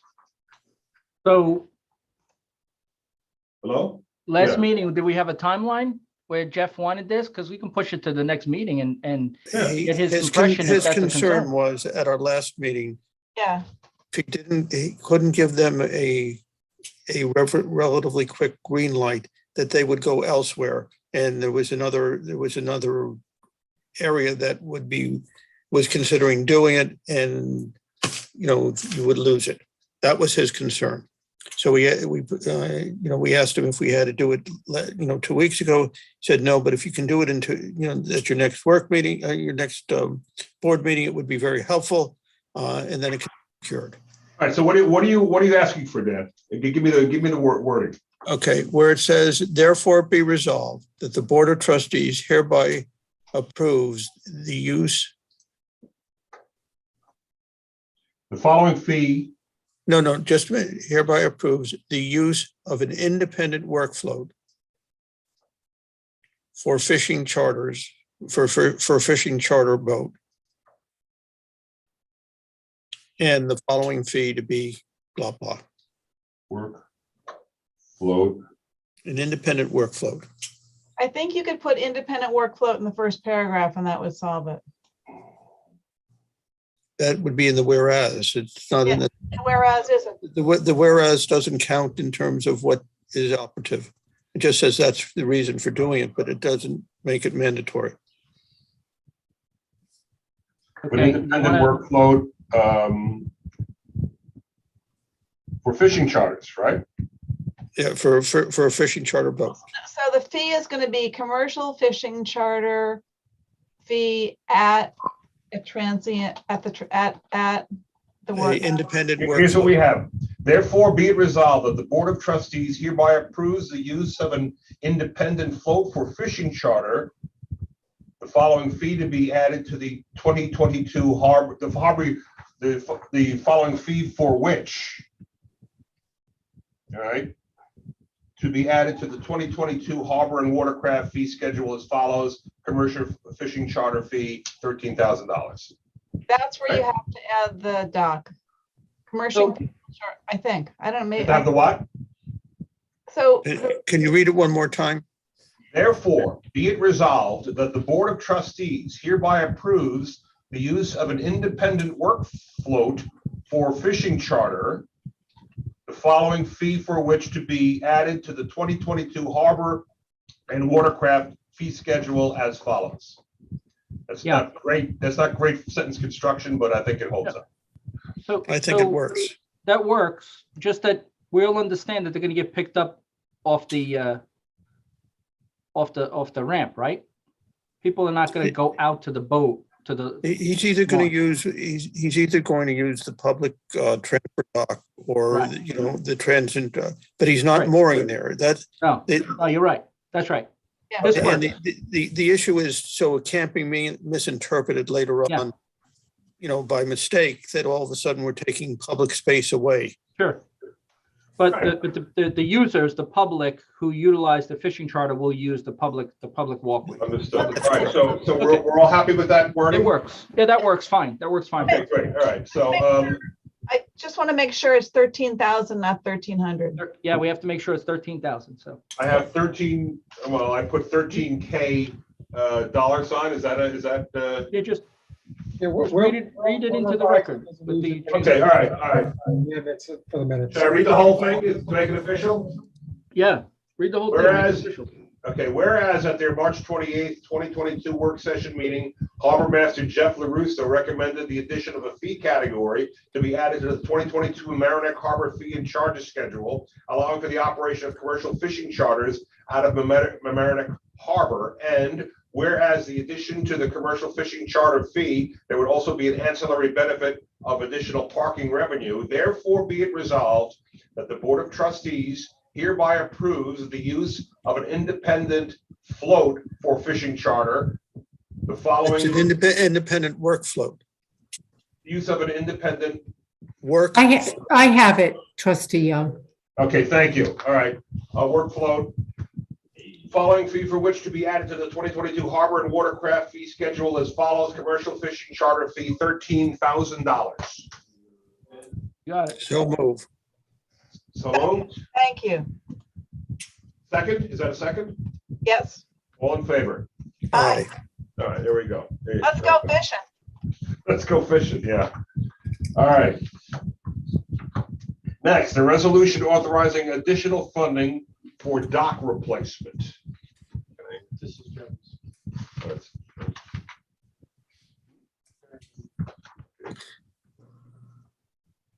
Okay. Jerry, you doing this? I'll do it, yeah. So in January, the board authorized $65,000 purchase materials or hardware. We were purchasing that type of material off a state contract. When we need an extra, I think it's 19,000 and change. I can't remember what the number is. 19,876 and 80 cents. Okay, thanks. So hold on, let me pull it up because I shouldn't do this from memory. Okay, so now therefore be resolved, the village board amends the January 25th resolution and approval and authorizes clerk treasurer to create a capital budget item for phase 2 of the dock with a budget of $73,000. Therefore, resolved that the village manager here authorized the purchase of pressure treated wood from HD Supply in the amount of $27,876.80 on the Sourcewell contract 12/12/18 HDS. And that's it. Okay. I'm glad that we're continuing to replace the docks. I'd like to make a amendment to now therefore be resolved after the first paragraph where it says, and be it further resolved, and to be further resolved that all work be in accordance with all laws and regulations, including ADA. Sounds good. Okay. Yeah, we've done that before, right? Yep, we've done that before. So I'd like to, with that amendment, I'd like to so move the resolution. I second. All in favor? Aye. Aye. All right, next, communication to the board. Or, Have a few visitors. No hands. no hands? Okay. No hands. Visitors? I guess Glenn's tired. That's not possible. All right, report from the village manager. Give me a second. Let me pull it up. My report is basically answering a series of questions from a resident, which I didn't have the time to do today. I was busy going in and out of Manhattan for personal stuff. So let me pull it up. This way I can read it and get everything set up. Okay, so let's see here. So I had a series of questions regarding the private contractor that we discussed, that a group of staff discussed several weeks ago. I did an emergency order to get a project of dredging completed in areas mostly outside of the Army Corps project. No sense in us going in and dredging areas that the Army Corps plans on dredging. So we spoke to a contractor. It's JT Cleary out of Brooklyn. This contractor, our harbor master, Jeff LaRusso, has worked with in the past, and they're probably the largest in New York State, from what everyone is telling me. The experience of cleaning rivers to flood mitigation. So this company, I should tell you that this company gets hired by the Army Corps of Engineers to do work and dredging for them. That's the kind of company this is. They do a lot of work, of course, in New York State, because we're not the only ones who flood in New York State. There's a lot of communities that flood in New York State, but they also do work in the Hudson River and in other areas.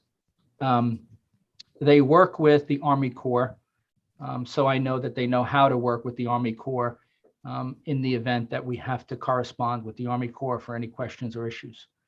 One of the questions that the resident had asked is who and how will we communicate to the Army Corps regarding the scope of work that we're looking at. And I'll explain the scope of work in a second, and that'll be me. If the board allows me to manage the Army Corps project, it'll be me. If not, it could be our village engineer, it could be a project manager. I'm not sure if that's been exactly determined yet. So we're writing specs, or we're using the specs, I should say, that we used in 2011. I'm just updating them. Most of the areas are the same that we worked on in 2011 when then manager Slingerland put this work out to bid, received the permits, and we had our engineer at the time pull the permits from the DEC, which our current consulting engineer is doing now. So I'll have those specs finalized in a few days. We discussed with the company several ways of working as far as getting quotes regarding this, and I'm leaning towards, after reading and writing the specs, rewriting the specs of a day rate where a crew with equipment would come in, a 3-person crew, 4-person crew with equipment would come in and access areas which we will assist them in doing to do the dredging. The areas that we're talking about that we've done in the past are the Mamaroneck River from First to the Hillside Bridge. Obviously, the Hillside Bridge is being worked on, and Mr. Sarnoff has reported that there has been some work in and around the Hillside Bridge with a contractor. The Anita Lane area, which we're still under investigation because the county did some work there recently. So we're taking a look at that area.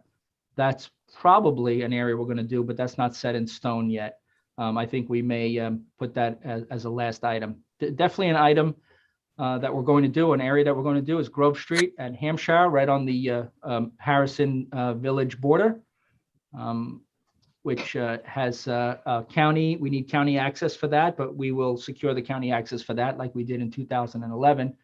I was there with acting general foreman and our acting assistant general foreman, Chief Barney and Pablo Ruiz, today, scoping out that area there. And there's a significant amount of not just silt that is built up, but fist-sized stones have been gathered in that bend, have gathered up in that bend, which is a significant issue that needs to be addressed. Bud Walker Park, which is really the community garden along 95, that whole area will be addressed.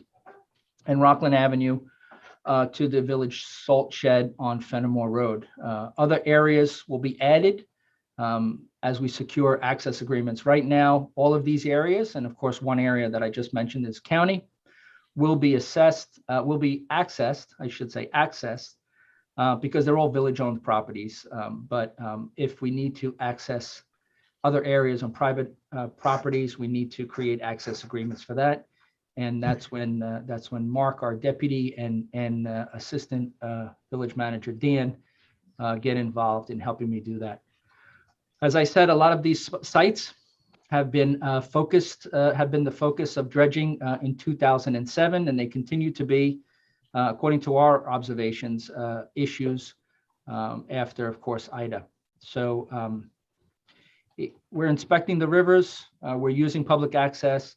We're trying to make it simple so we can go in on the first phase and actually get something substantial completed during the summer months. Our dates of service are going to be May 15th to the end of October, and we'll be working every day, weather permitting.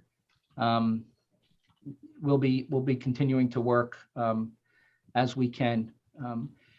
The resident asked if we will continue to do a quarterly service program to ensure maintenance and prevention. We will continue to do maintenance, but not to this degree.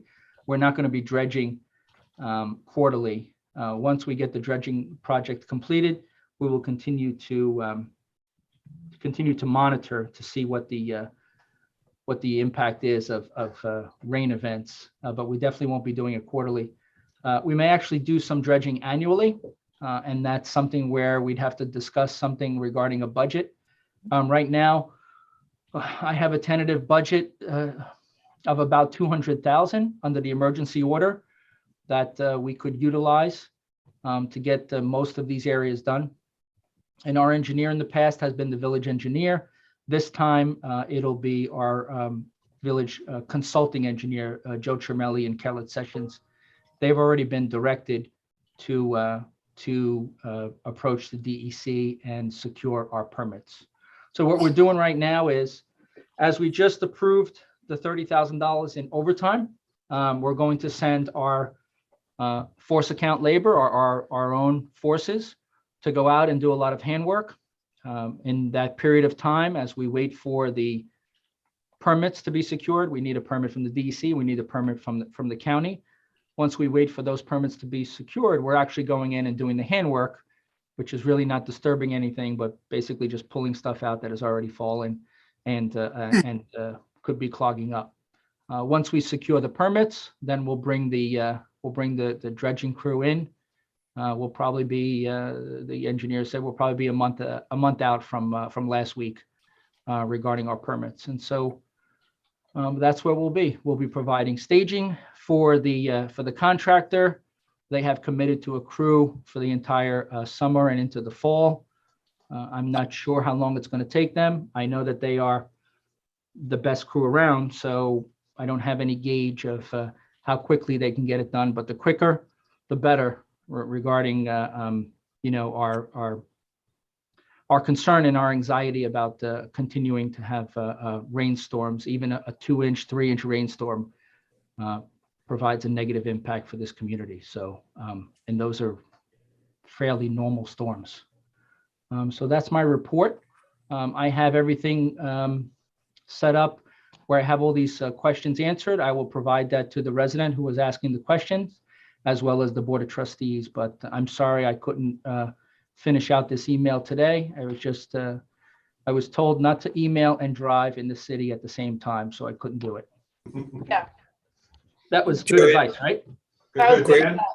Dan? Jerry, great report. 2 questions or comments. You need permits from the Army Corps as well. I'm sure Kellett Sessions would know that. Yep. You need that, and which also includes the Department of State. Those are the easy ones. The second question is, where are you going to relocate the material? So that's a question that we have to look at. The contractor said that they would potentially have the ability to remove the material, or we would bank cast it. We looked at some areas. We don't think that bank casting is going to be a big option for us, but it is going to be somewhat of an option. So we may have to pay to bring the material off site. Yeah. And that's where the concern is there. Okay. Going back on one last thing on the permits, you can get 10-year permits for that. I wish. So I'm looking at permits from 2011, and the last time we did this, unless I don't have them, we only have permits from the DEC and from the county. What we will do is we will secure the longest term permits. I do have a call scheduled with Joe on Wednesday, not tomorrow, but Wednesday. And I'll make sure that we're on the same page. He just needed a couple of days to get some other projects out of the way. Yeah. If I can secure a 10-year permit, I'll definitely go after that. It doesn't look like it. Dan, those permits, Sarnoff, those permits you sent me, they look like they were specific to the project that was presented, right? Yeah, that was the county stream control permit. Yeah. I think it was specifically cited the plans that Keith Fury had prepared back when. I'm not sure the county will give a 10-year, but you can get from Corps in the state. But you do need the Corps. Whether they did that in the past or not, I'm not going to. Yeah, it doesn't look like they did, but I'll do it. That's an easy. It's a relatively simple thing, for upland relocation. Jerry, didn't they instruct us to do this some time ago?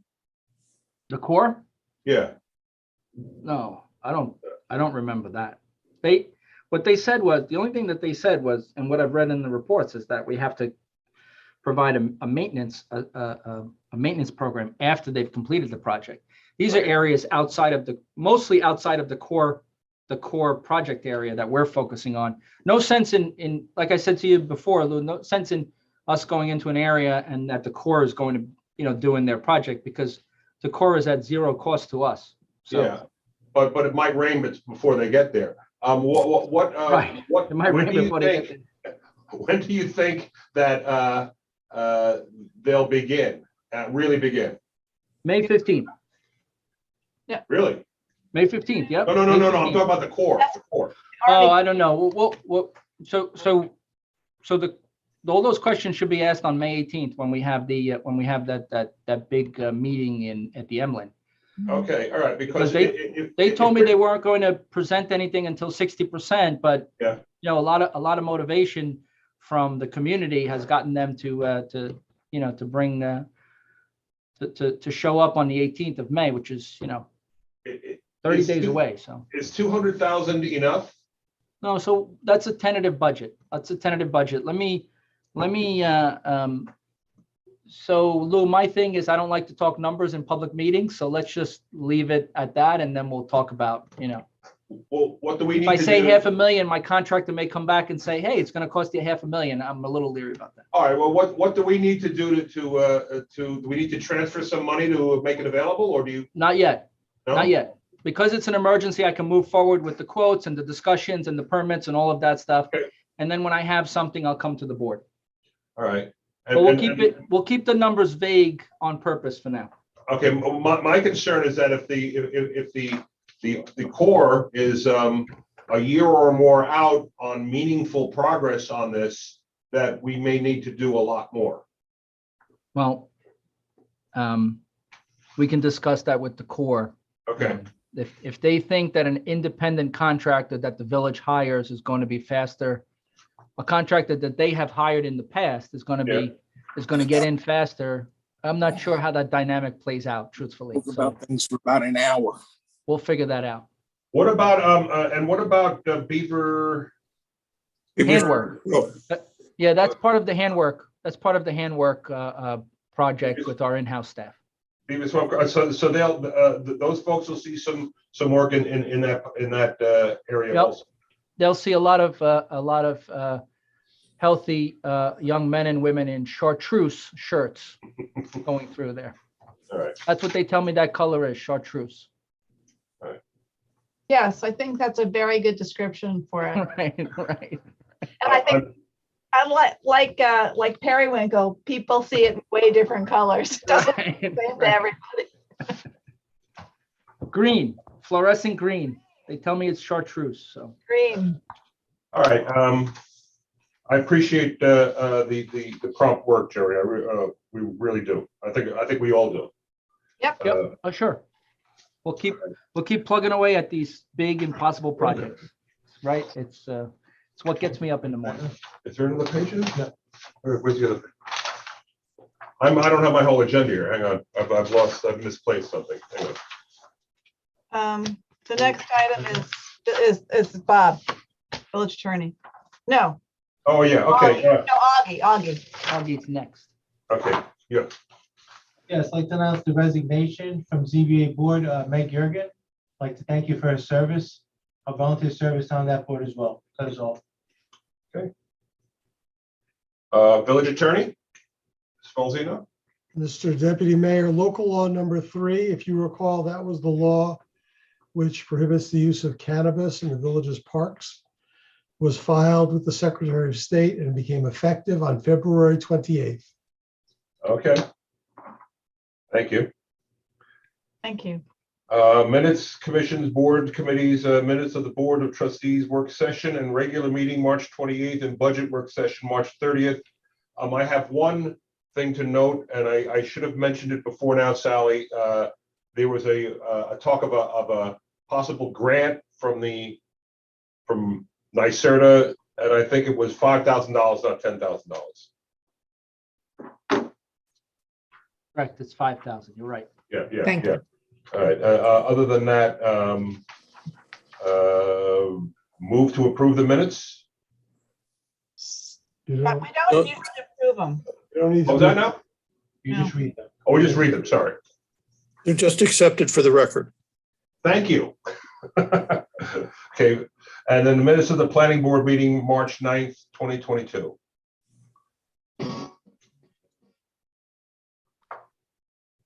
Right.